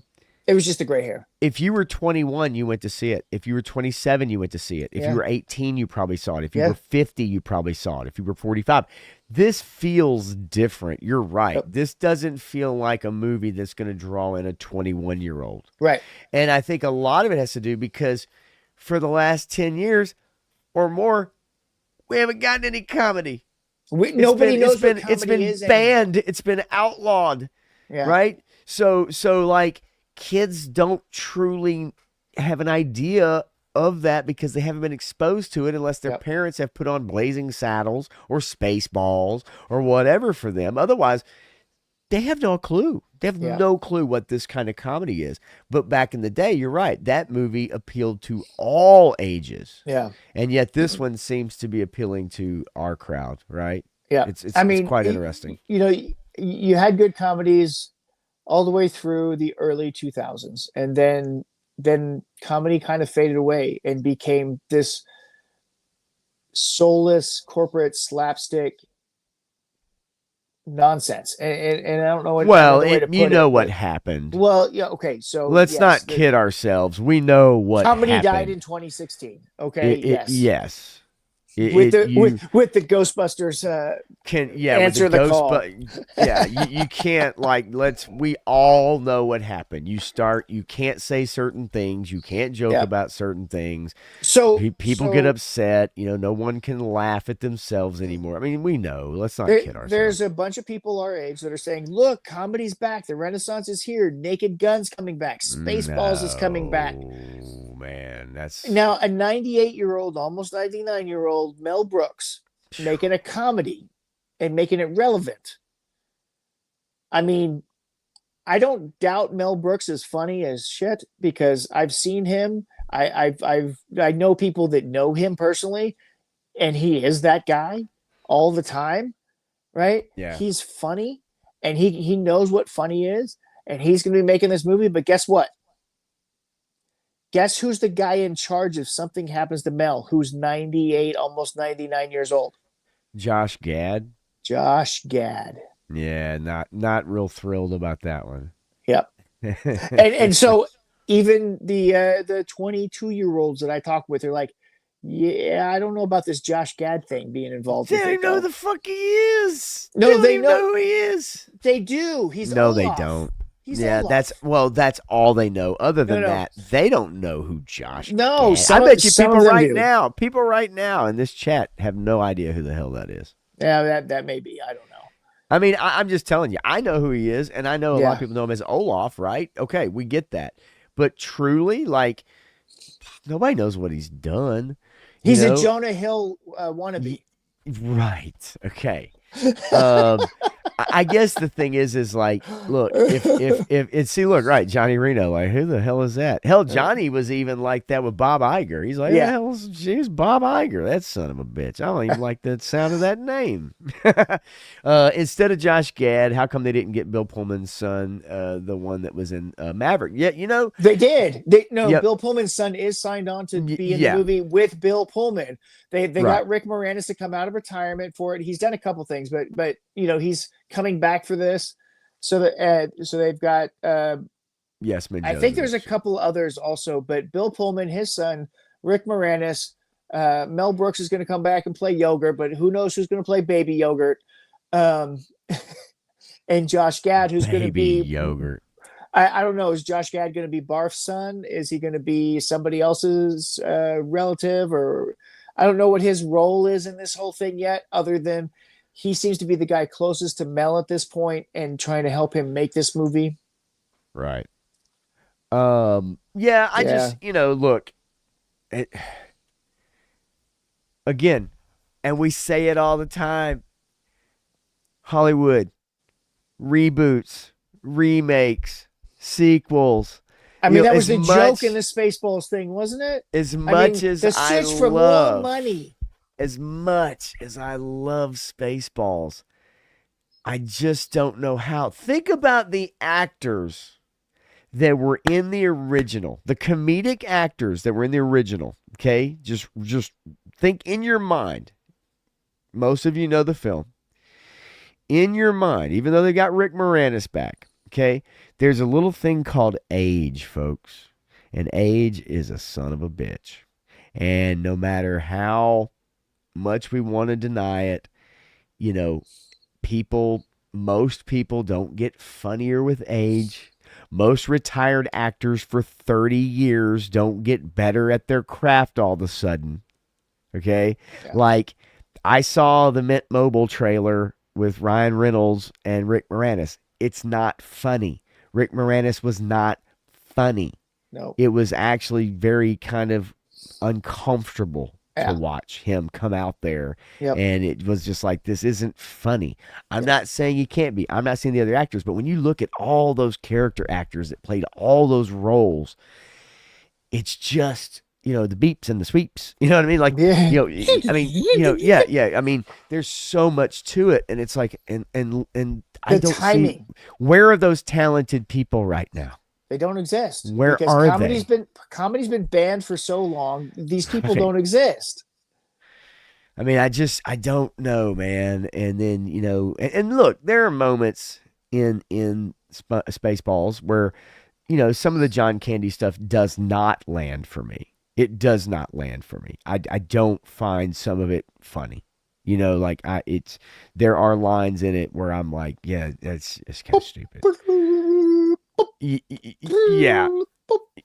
Like, yeah, Michael Winslow. I mean, really, Michael Winslow, especially in the Police Academy movies, is where, obviously you got introduced to him. But and then everyone's favorite Black Vulcan, Tuvok, was in Spaceballs.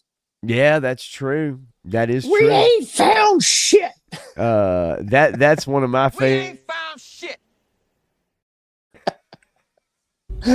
I knew it. I'm surrounded by assholes.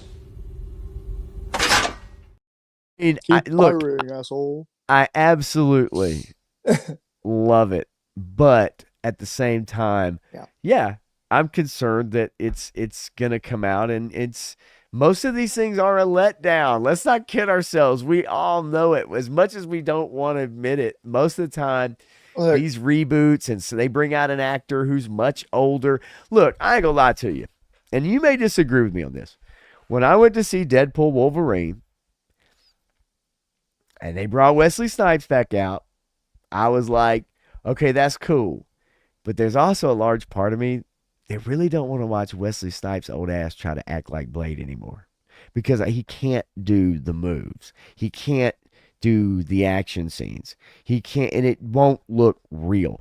It's like when they brought, I mean, I hate to say it again, Rise of Skywalker, when they brought Lando back, like he couldn't even move. He couldn't walk. I mean, if you watch those scenes, he couldn't even talk hardly that well. And that's just difficult. I'm sorry. It is what it is. I said it. Hate me if you want to.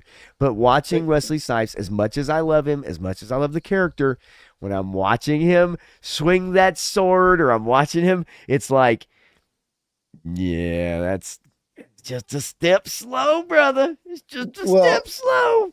Okay, so here's the thing. You just got to speed the film up a little bit. Well, I know that, but Because- you get because- what I'm saying, man. Like you just can't but recreate the magic that easy, man. You can't. And as in shape as Wesley Snipes could be, he will never be as fast as he No. was No. in the 90s. It won't look the same. It won't. It just won't. And I wish it know would. he's got this attachment to that character, and I'm all for him having that attachment to the character. But I wish that they could get somebody younger, but Mahershala Ali ain't that much younger than Wesley Snipes. No, that's why, like, you really, you need to shoot your shot a little lower. You need to think this shit out, I mean, think about how long it takes to make a movie. Think about how long it takes to make 2 movies. 8 years. 8 years, 9 years on some projects, 10 years maybe on 2 or 3 projects, and how quickly an actor ages. Yeah, and let's put this in perspective. Now, you look at a movie like The Princess Bride. That movie had been trying to be made for 30 years. Right, okay? right. Look at Dune. Dune had been trying to be made for over 20, almost 30 years by the time the David Lynch version came out. Right. And then another 40 years later, we're getting another version that's a whole lot better. Well, some can debate that. But right. if you look at the Spice Diver cut of the Lynch movie, it's pretty good. But So Mendoza, look, I get it. If you haven't seen Deadpool Wolverine and just not really feeling it, I mean, good confession. I'll say this. I thought it was really good, but it does have moments in it where I also am kind of like, okay, like, you know what got me about that movie? I mean, there's several things. I mean, I like the movie. I don't get me wrong. yeah, it was fun. It was fun. But I see the problems with the movie as well, and it's all the problems that people are talking about with nostalgia and Hollywood and all this other stuff. But what got me was Channing Tatum in the suit. Well, they're bringing him back. And so he was supposed to be Gambit. He was attached to Gambit in the early 2000s. And so he was supposed to be Gambit after X-Men Origin Wolverine, right? And there was supposed to be a Gambit movie. And he's kind of been loosely associated with it since then or shortly thereafter, right? And then that never happened. And now you take this older man and put him in that costume and he doesn't quite fit. Yep. I mean...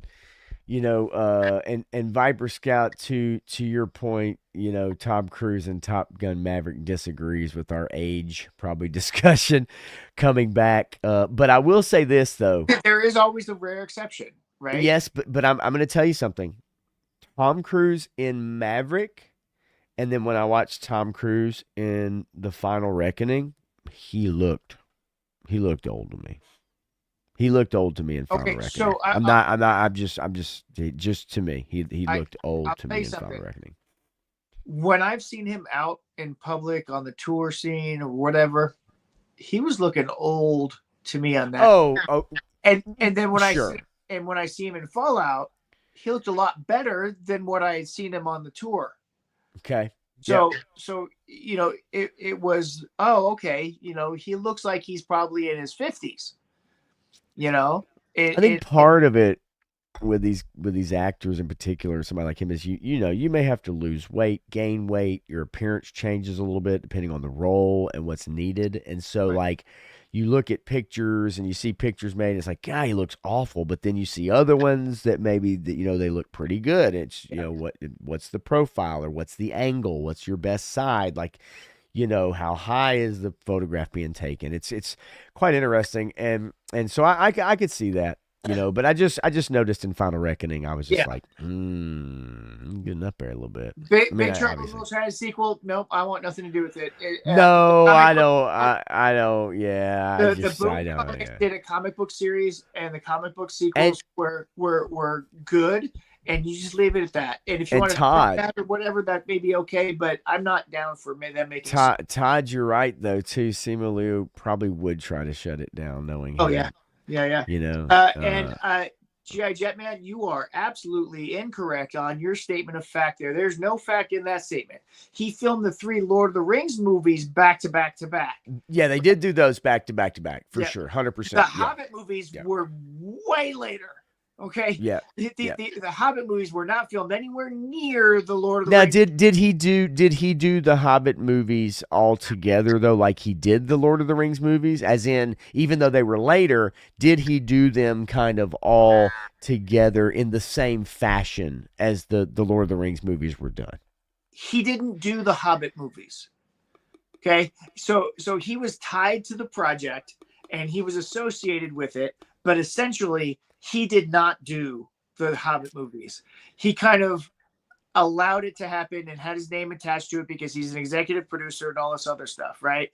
You know, he got involved with it to a degree, but it you know, the parts of it that he had to do with were not good either, though, because he had to do everything with CGI, de-aging, and all this other stuff. But you know, the Hobbit movies are not good, and as much influence as he had on it, which he had a lot, don't get me wrong. I mean, he was definitely involved with it. Right. But not as much as people give him credit for. Okay. Yeah. And also, they weren't good. Well, I like the first one. You know what? Even the first one I have issues with. I'm not gonna lie to you. The Hobbit movies really don't do it for me. I think they're very meandering, and they don't do it for me. The problem is taking one book and a bunch of associated stories and try to cram them all together. Stretching it out into the 3 movies, definitely. Right, and so that one story got kind of abandoned in the whole thing. And my favorite part about all of the Hobbit movies is the dwarf song from the first movie. You know, when the dwarf, when they show up and they're tossing the dishes around and right. Loved it. What in that song called "Whistle While You Twerk"? No, okay, that's a different move. Never mind. Sorry, folks. It's Frank Madumanu is here and present. Good to see you, friend. Any interest in a Buffy sequel, Matthew? Quickly. I love Buffy the Vampire, and I love the 7 seasons that we got and the 5 seasons of Angel. And I think that was just fine the way it is. I even appreciate the movie for what it provided. Even Pee Wee Herman's death scene. You know, and then other than that, no, I don't like where they would go with the Buffy movie and the plans for this new movie. Yeah, I don't know, man. Don't have faith in it being halfway decent at all. Especially with Joss Whedon being involved, because Whedon, the way he characters is very different, and nobody who attempts to write like he does has ever been able to pull it off. Right. And without him on this project, because he will not be associated with this project, I don't know. I mean, we'll see. The ship kind of got announced and all that, but we really haven't seen anything really. Misty Mountain Hop for me, Frank Dumanu. Well, Misty Mountain Hop, Led Zeppelin 4. I mean, I love my Led Zeppelin. Me too. The Misty Mountain song was also very good. There's some good music that was put together for those movies. Yep. All right. So James Gunn did a big interview James Gunn coming your way. With Rolling Stone's James Gunn interview about the one and only James Gunn. And there's some interesting things to take away from this. Now, there is another article that I could pull directly from, but I kind of wanted to scroll down this a little bit because, whoa, that's a bulbous codpiece for Superman. Holy shit, did you see that? Yeah, right in your face. Good God almighty, that thing was massive. Okay, Lois, you be careful with that thing. Like a supercock in his face. Okay. A little hole right in the side of your cheek. So they give a little backstory with him working for Trauma, right? And kind of his experience with Lloyd Kaufman and how he did not like it. He was not happy doing it. He kind of hated it. Writing screenplays and things of that nature. What's that? He also worked with Lemmy. Did you hear about that? I did, a little, but not. No, I mean, I saw a quote. I think it was on X. I saw somebody kind of talking about it, but I didn't do a deep dive or a dig. Yeah, I mean, essentially, it comes down to he was working with Lemmy, and Lemmy was like, "You're an idiot." He hated him. So I wanna. I just hate. I mean, it's Rolling Stone now, folks. I'm just gonna give you an idea. At Rolling Stone, they're gonna roll all over that stone. Okay, here's the deal. You got Guardians of the Galaxy 2014. With that film, he made himself an instant A+ director, forging a blockbuster from a deeply personal blend of left field humor, visual dexterity, and aching empathy for the oddest of characters, all scored with the greatest mixtape. After the second movie in 2017, right-wing trolls unearthed some of his edgy early tweets and Marvel fired him. Is that how you would describe how that unfurled, Matthew? Oh, that right-wing trolls unearthed some of his edgy early tweets? That's not how I saw that at all. I don't know who unearthed it, and I don't know what their motivation was, but people went back and looked at the things that he said, and they're not edgy. They're not funny. They're sick and twisted. Yeah. And they show a pattern of behavior that is very disturbing, and teachers' unions across this country help protect that, and so do the diocese. You don't have to be a right-wing troll. Like, the stuff that he was saying, you don't have to be one side of a political fence or another. Like, that's not yeah, so that is, when I read this article, that stood out to me. Now, that's not what this whole article is about. That's not what we're going to get into about. But I found that very interesting, the way that Rolling Stone characterized, and they really just glossed over it. They didn't even, do you know if this, okay, folks, here's the deal. If this was, let's say, just saying, a right-wing director, let's say it was a conservative director, okay? Yep.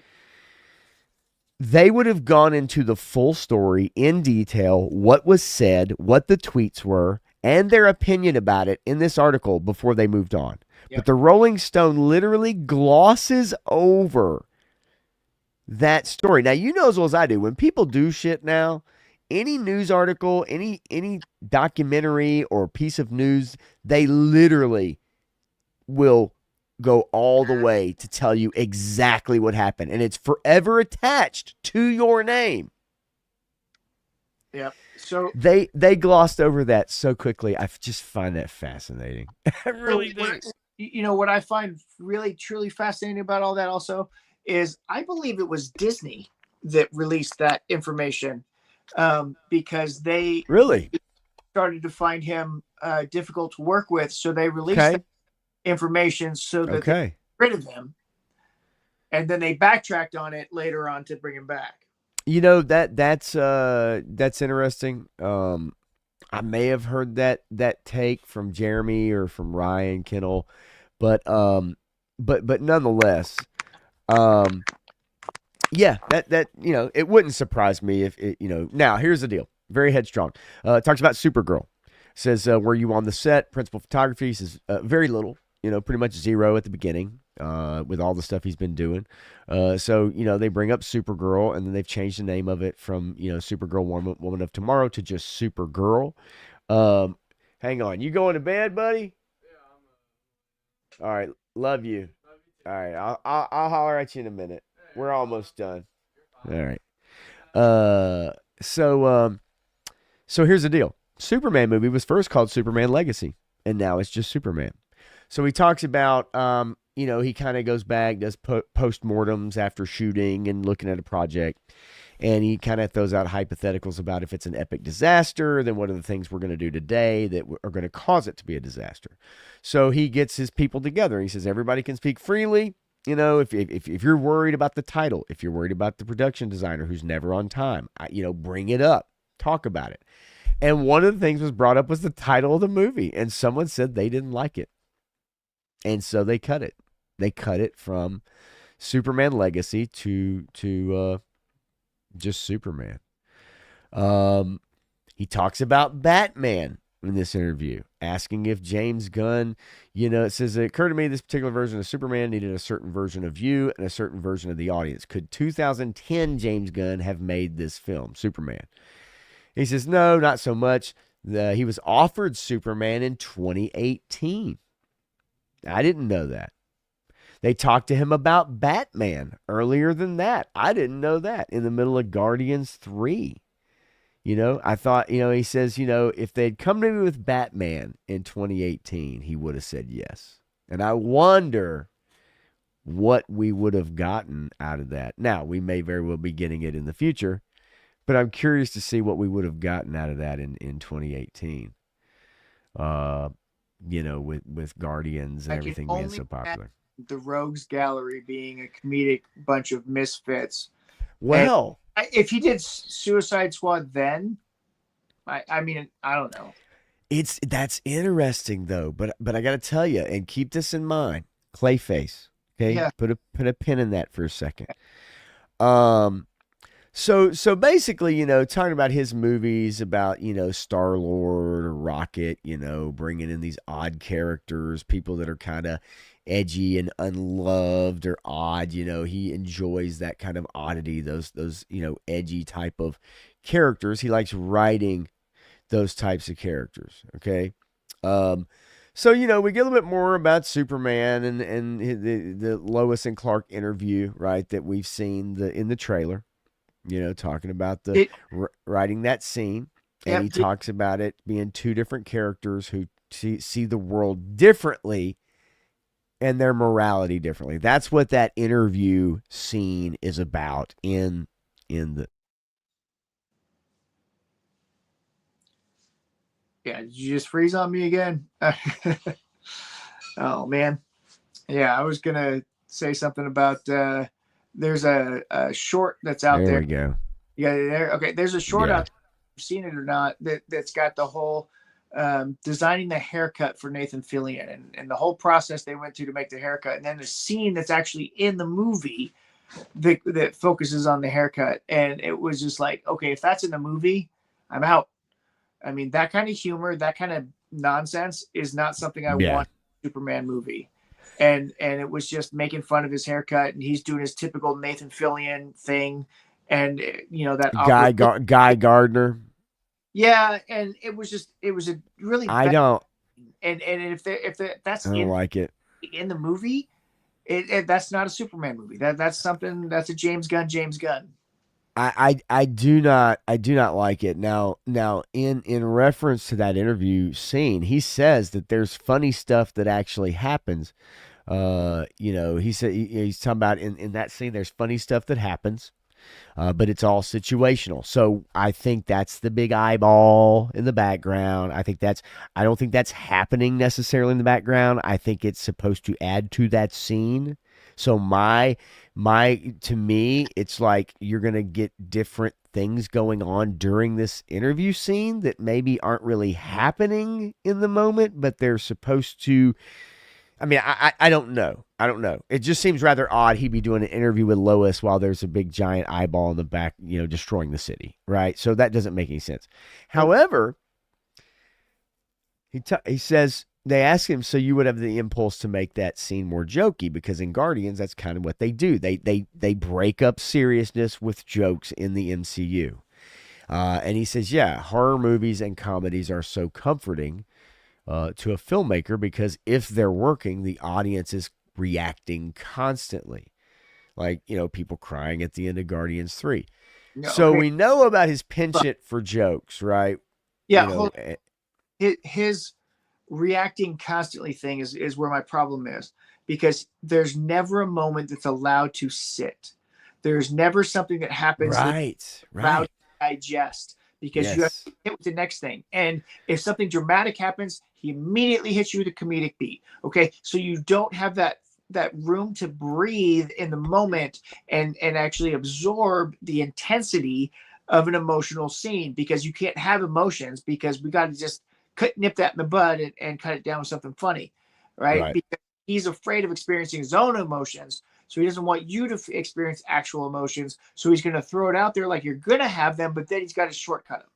And that's his writing style, and it drives me nuts because you can't get a point across or the impact of that point when you make a movie that way. The scenes get undercut often by humor, and that's been a kind of, at first with the Marvel movies, it was quaint and kind of, oh, that's, okay, I like this character kind of making that kind of joke.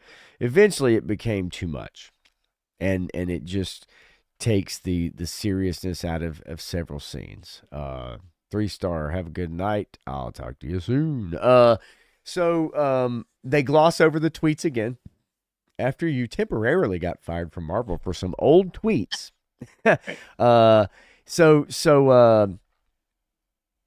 So I want to get mainly to the part about him talking about Marvel basically and Iron Man and the context of that kind of quote, because it comes from this interview actually. He talks about being, the Silver Age, Superman stuff, the robots, etc. He's a big fan of that. He's also really more of a fan of graphic novels.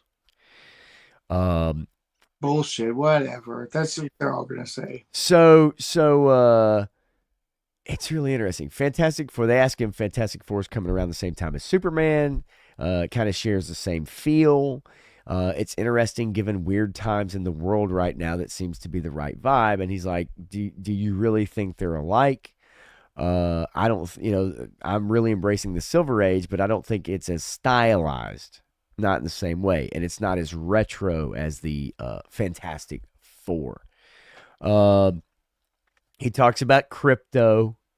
Crypto, obviously, he's talked about crypto many times, about the dog and it being his, that's where all of a sudden he was able to get the story for the movie. He completely changed the movie because he adopted a dog and rewrote a lot of the movie because of that and put crypto in the movie. That's why it's wild to me. Like, so let's see here. Okay. You can do everything right and make a bad movie. I'm really compassionate towards people who put their all into a movie. I know some people that were my former workers at Marvel, people who made some of the worst movies. There were people that were lazy and didn't put their time in. And then there were other directors that worked really hard and maybe didn't have the best movie come out, but they did everything they could. I do believe the reason why the movie industry is dying is not because of people not wanting to see movies. It's not because of home screens getting so good. The number one reason is because people are making movies without a finished screenplay. That's his reason for why people don't want to go see movies, because the screenplay's not finished when All right. I mean, we can go through the history of not finished screenplays before they start filming, and you can name some of the most classic Academy Award winning movies that have ever been made, because it's a collaborative process, and I get that, and it's there. Yes, you need to have a framework. You need to have something there to base it off of. And while I agree with that, I agree that the foundation that a lot of people have been basing their movie scripts off of has been shit, because you hire the lowest common denominator, people that have no experience writing, no life experience whatsoever, Yeah. and to write stuff that they have no knowledge about. So they're skipping all the important bits because they only remember this bit, this bit, and this bit, and they forget everything that happened in between to make those things happen. And because they have no life experience, they've never seen anything outside of the four walls of their own room in their own house. They've never traveled the world. They've never met people from other countries in their countries, right? These people have no concept of what writing actually is, and those are the people that are being hired, and the people with actual experience are saying, you're too old, we're not going to pay you, go away. That's very true. That's also true in comics. Yes. A lot of the veterans cannot get work right anymore with any of them. The main, because he's hired just about anybody who's got some talent, because he's in a money. Right. Marvel. But I find it interesting, and I'm not saying that he doesn't know what he's talking about, right? Like he's in the middle of it. I'm not, you know what I mean? Like, but I just find it interesting that that's his number one reason is because of making movies without a finished screenplay. It's not the people writing them, or it's not the actors you bring in, or it's not, your casting director. I don't know. That's just so weird to me. And that's not even the biggest part of this whole thing, because I will. To a degree, I agree with him. Because having a finished script gives you a foundation on which you can build off of. Right. But at the same time, that's not the biggest problem, I don't think. No, I don't think so either. And really quickly, talk is the biggest problem, Rachel Zegler. Yeah, right. Really quickly, I just want to make sure I get this pulled up because this is a really long article. I don't want to go line by line because it's really long, but there's certain nuggets in there as I read through it earlier that I definitely was able to kind of pull out of it. And some of his thoughts, as far as like Clayface, Lantern, Supergirl, though he loves the scripts for those. They canceled a movie because the screenplay wasn't ready. They had something greenlit, they canceled it. But then he says the script on Supergirl is really good. The Lanterns is in. Clayface, which is going to be a body horror type of movie. It's going to be lean into body horror, and they cast a guy who's a very young, fresh face that most people do not know who this kid is to play Clayface. Yeah. That's the direction they're going for Clayface. It's going to be very, very funky like that. Like very funky. And see, this is a great point right here. Right, Rachel, how would the general public know whether a screenplay is finished or not? Even him trying to, giving us inside baseball, it doesn't matter because we don't know that. Like we don't know. I mean, you're not going to tell us anyway. Yeah. It's not like, so if it never came out that you started shooting movies without a finished screenplay, I mean, we don't know that. Yeah. So how can we, how do you even correlate that to why? Have you ever thought to yourself, that's the reason you don't go to see movies is because of a screen? You don't even know it. Right. Let's see here. Let me get down to the real good shit here. Yeah. I just, this guy's, overexposing himself. He's inserting himself into every piece of advertising, marketing, everything on everything. So this movie has nothing to do with Superman. It's all about James Gunn. It's all about James Gunn promotion. Does this article have the Iron Man line or not? It does. Yeah, no, it's from this. That's why I said it's a long ass article. That's why I'm trying to scroll through it, because this is where this comes from. It's just, that's what I mean. Like he gave a really long piece to Rolling Stone, like really, really long piece. And then I've got the game's radar, but see that again, this is a long interview, and for a lot of people, they're probably like, hell yeah. But also, it when you read these answers and you suss through it, you can definitely tell that James is a big fan of himself. Yeah, But well, it's all about ego in Hollywood. It's all about right, self-promotion, and you can't self-reflect, and you can't look at anything that you've done incorrectly or wrong, because you can't be wrong, because it's egocentric, right? It's narcissism at its nth degree. right. So let's see here. I'll go back real quick. Come on. All right. Let's see if I can grab this really quickly. His perception of things is definitely distorted. Yeah, no, it definitely is. Let's see. And honestly, these interviews don't do him any good. They're not helpful. Okay, so this is where I know you want to go to. Okay. So he says fucking Iron Man wasn't the be all and end all. James Gunn explains why he doesn't feel the pressure over DCU's first movie, Superman, being a home run. So in the Rolling Stone article, all right, he talks about, they ask him how it felt to work on Superman with the entire future of DC movies on his shoulders. And he says that's their business because that's not the truth for me. My truth is this is the first movie out of DC Studios. Now, this is where the quote gets a little weird, and I think in context, I get what he's trying to say. He says, quote, other people may say it's got to be a home run, nothing else. I'm like, no, I'd be very happy with a double. Iron Man wasn't the be-all and end-all. It wasn't Avatar. We're doing something that's a piece of the puzzle. It's not the puzzle itself. We have Peacemaker, we have Supergirl, and what we want to do is just make a movie that people love. They feel connected to the characters. It's just this one movie. It's not everything.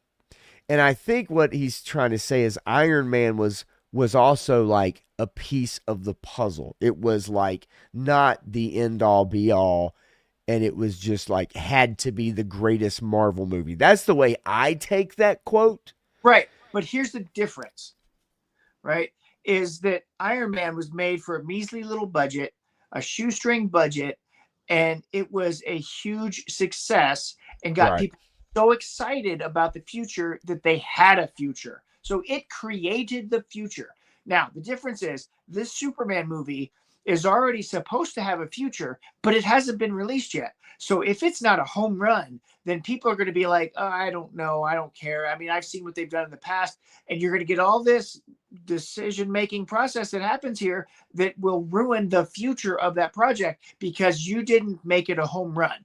If this is not a home run, if this is not over $1 billion, 1.2 at best, right? $1 billion to 1.2, this movie will not be a success. It will not carry forward a complete DC universe from James Gunn. It's gonna be tough. It's gonna be tough if it doesn't do well, and they've not done a great job helping it out with the marketing. That's for sure. If this movie makes less than $800,000 at the box office, then the Batman 2 will be greenlit, and Matt Reeves will be pushed forward no matter what his personal issues are.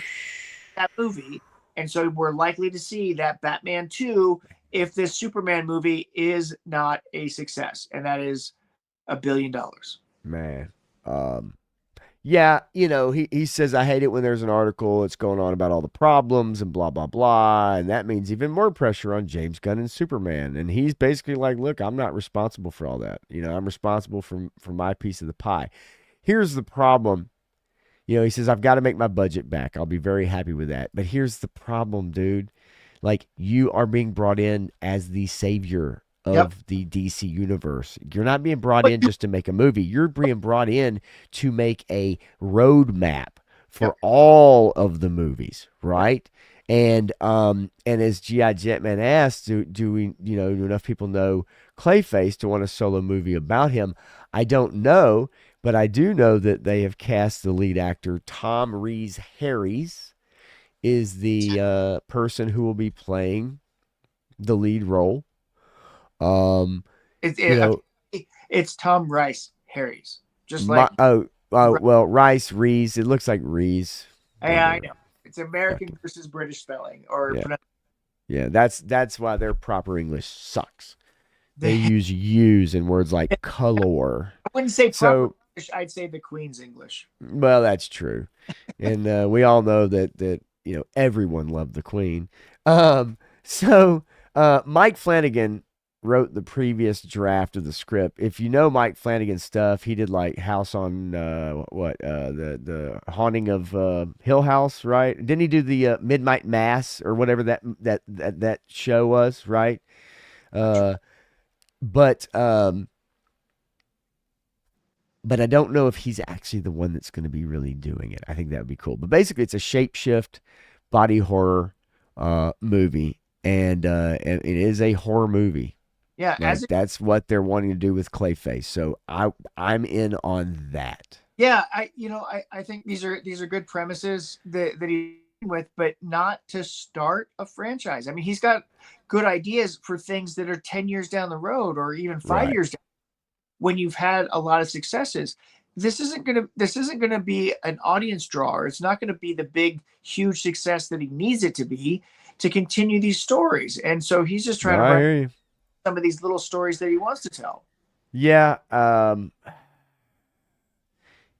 It's not the ideal way you would think to try to jumpstart a franchise. Usually you go with your biggest characters, but they did do that, right? They did that, a few years ago. And so I guess taking a different approach, They and seeing if you can get where you want to be.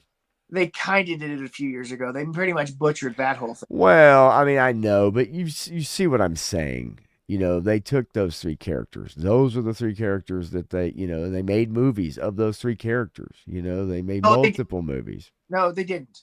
They took the four characters and made three of the movies for those four characters. Well, you had Wonder Woman, you had Batman, or not Batman with his own movie, but you had BVS. Do what? Do what? There's no Batman movie. There's not. No, I know that. That's what I'm saying. I know there's no Batman movie, but it's not like you didn't have the character in multiple movies. I'm not saying, but you get what I'm saying. They still were trying to jumpstart that with those main characters, and it didn't work.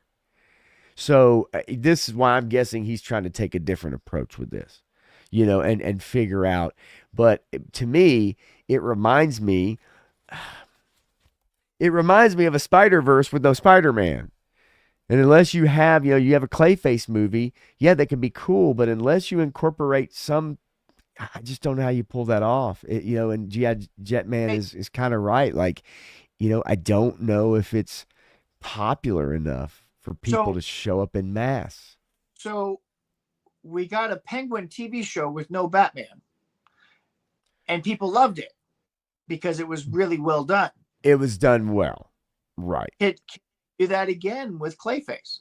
It's very possible, but movies are different than shows. You don't have 10 hours to give us to really delve into a character. So you've got to nail it. Not only that, you're narrowing your audience because it's body horror. Yeah, that's true. Yeah, that's true. Not everybody's going to be into that. Yeah, you've narrowed the audience down to a minuscule audience. So unless this is a $50 million movie, I don't think it's a success. Yeah, that's interesting. So look, man, I think overall, as far as covering most things, I think we pretty much. I know Elio will probably get to that next week after, is it we can look at projections on that, but down by the minute. I want to get, a little more info in on that one before I really jump in to it. But for the most part, I think we pretty much kind of covered. I think there's only two other things that I want to that I want to show you guys, and then we're going to get up out of here tonight because it is getting late. Number one is this photo that you sent to me. You guys are going to love this. This is meme-tastic. This is, man, oh man, this is rough. Like, this is This is what she was doing pre-fame, Yeah, pre like Hollywood. Yeah. wowie. So this is a professional. You can find the video on YouTube as well if you really want. But there's a professional production of the stage production musical of Shrek, and she played Miss Ogre here, Fiona. That's just a brutal picture. Just a brutal picture. And then I do want to show you guys now. I will get absolutely copyrighted to death on this. Oh, we've already been hit by the I assume Paramount we would trailer. be. Yeah, no. I figured we would be. But they'll just claim it. They'll claim any revenue. We're not going to get any revenue, and I can trim it. I can edit it out after we're done tonight. Oh, it doesn't. It does. It really doesn't. They have nothing to take from me. There's no monetization. YouTube. Not only do I not have the requisite hours watch time, but I'm about, I don't know how many subscribers shy of what you need. A lot. But also, you sent this to me. No, man.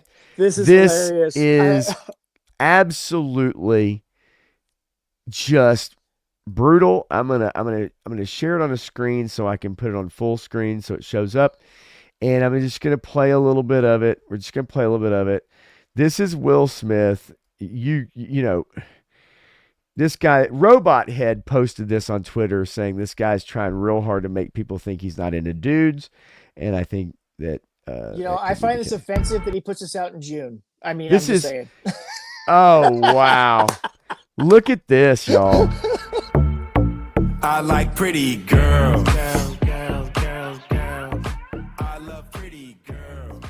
Right. Yeah. Working real hard there, Will, to tell us that you are a big fan of pretty girls. Do you think maybe he's having trouble in his marriage right now? Oh, wait. I don't know that he's ever actually had a marriage. I mean, he's always claimed to be an open marriage anyway. So when his wife is sleeping with his son's friends, I mean, come on. These words are so bad. I mean, I'm like 60-year-old Will Smith, right? He's got to be, he's pretty close. Going to the club, okay? He says, look, here we go. He says, you don't got to wait in the line tonight. Those are off, by the way, the captions. He says, too fine for the line tonight. 5 + 5, you a dime tonight. It's full house. Better play your cards right. That is some bullshit words, dude. That is awful. But anyway, yeah, this is post. You in Vogue, girl. Knees and toes. Hold up, wait. Yeah. Pose. Vogue. Come on. When was the last time we did Vogue? I mean, come Dance on, man. to the music. Come on. Vogue. Vogue. Everybody's got a Vogue. You know you can do it. This is, I mean, just brutal. You and your twin on a jet ski. Gotta love this same shitty ass dancing that we've seen for the last 20 fucking years now that these girls do. It's so bad. It's so old. It's like, I'm so tired of it. I'm so tired of this. It's worse than that. Look at those platforms and fuzzy boots that they're wearing. I mean, the Conan boots, they can't move in those. It's not even this, it's trying to be strippers, but you're not even close to as talented as the strippers. But just these dance, I'm just so... Look, that's the most enthusiastic he's been, is facing himself right there. That's true. I bet. Look at him. Look at the way he's looking at Will. Ladies and gentlemen. Screen cap it. Will, hang on. I'm taking a capture. Yeah, definitely. I got Screenshot saved. Okay. Will Smith is in love and wants to do Will Smith. Will Smith.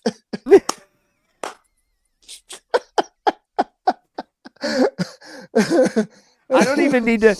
I don't even need to play anything else. Like this is where it ends. That's it. This is where it ends. This is Will at the Diddy party. And this is Kevin Hart or any number of young male actors right here at the Diddy party. That's it. It's over. That's the end. We need to share no more. Well, War Chest, I wish you could have come in a little earlier. We got to jump off. I got to get Matthew out of here, man. And I do too, actually, as I've got a couple long days getting ready for JoeFest. So anyway, look, that's it for this week, y'all. Always appreciated you guys tuning in 100%. Definitely, man. And when is I know that it was a little bit of misleading with the title of the stream and everything, the thumbnail and everything as far as Con Week, but yours DFW is next weekend, right? Yep. Not this weekend, but next weekend. Yep. So mine is this weekend. Yours is next weekend.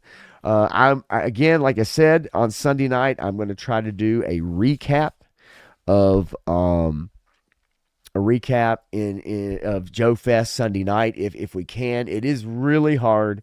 I do have the microphones, the lav mics here, so I've got a receiver and 2 mics. So I can always hold one up to somebody like they do on Instagram Reels and YouTube Shorts, right? You see them all the time.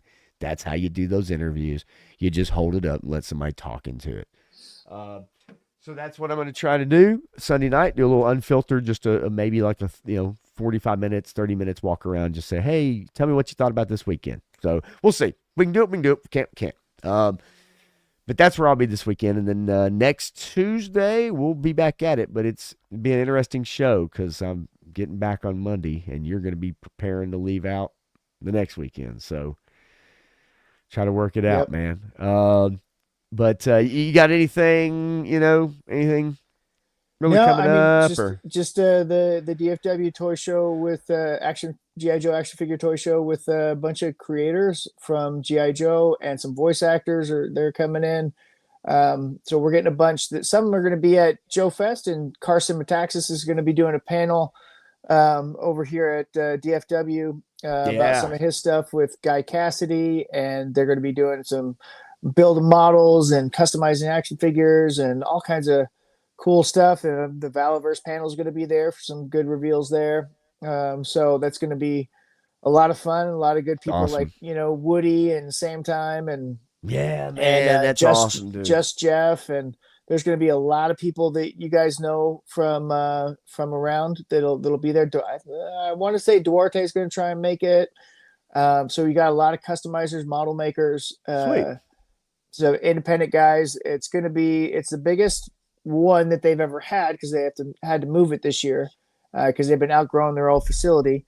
And it's going to be one that's going to rival JoeFest because they're getting just as many Joe people there as anywhere else. So, and Hasbro's never go to anywhere. So, that's that.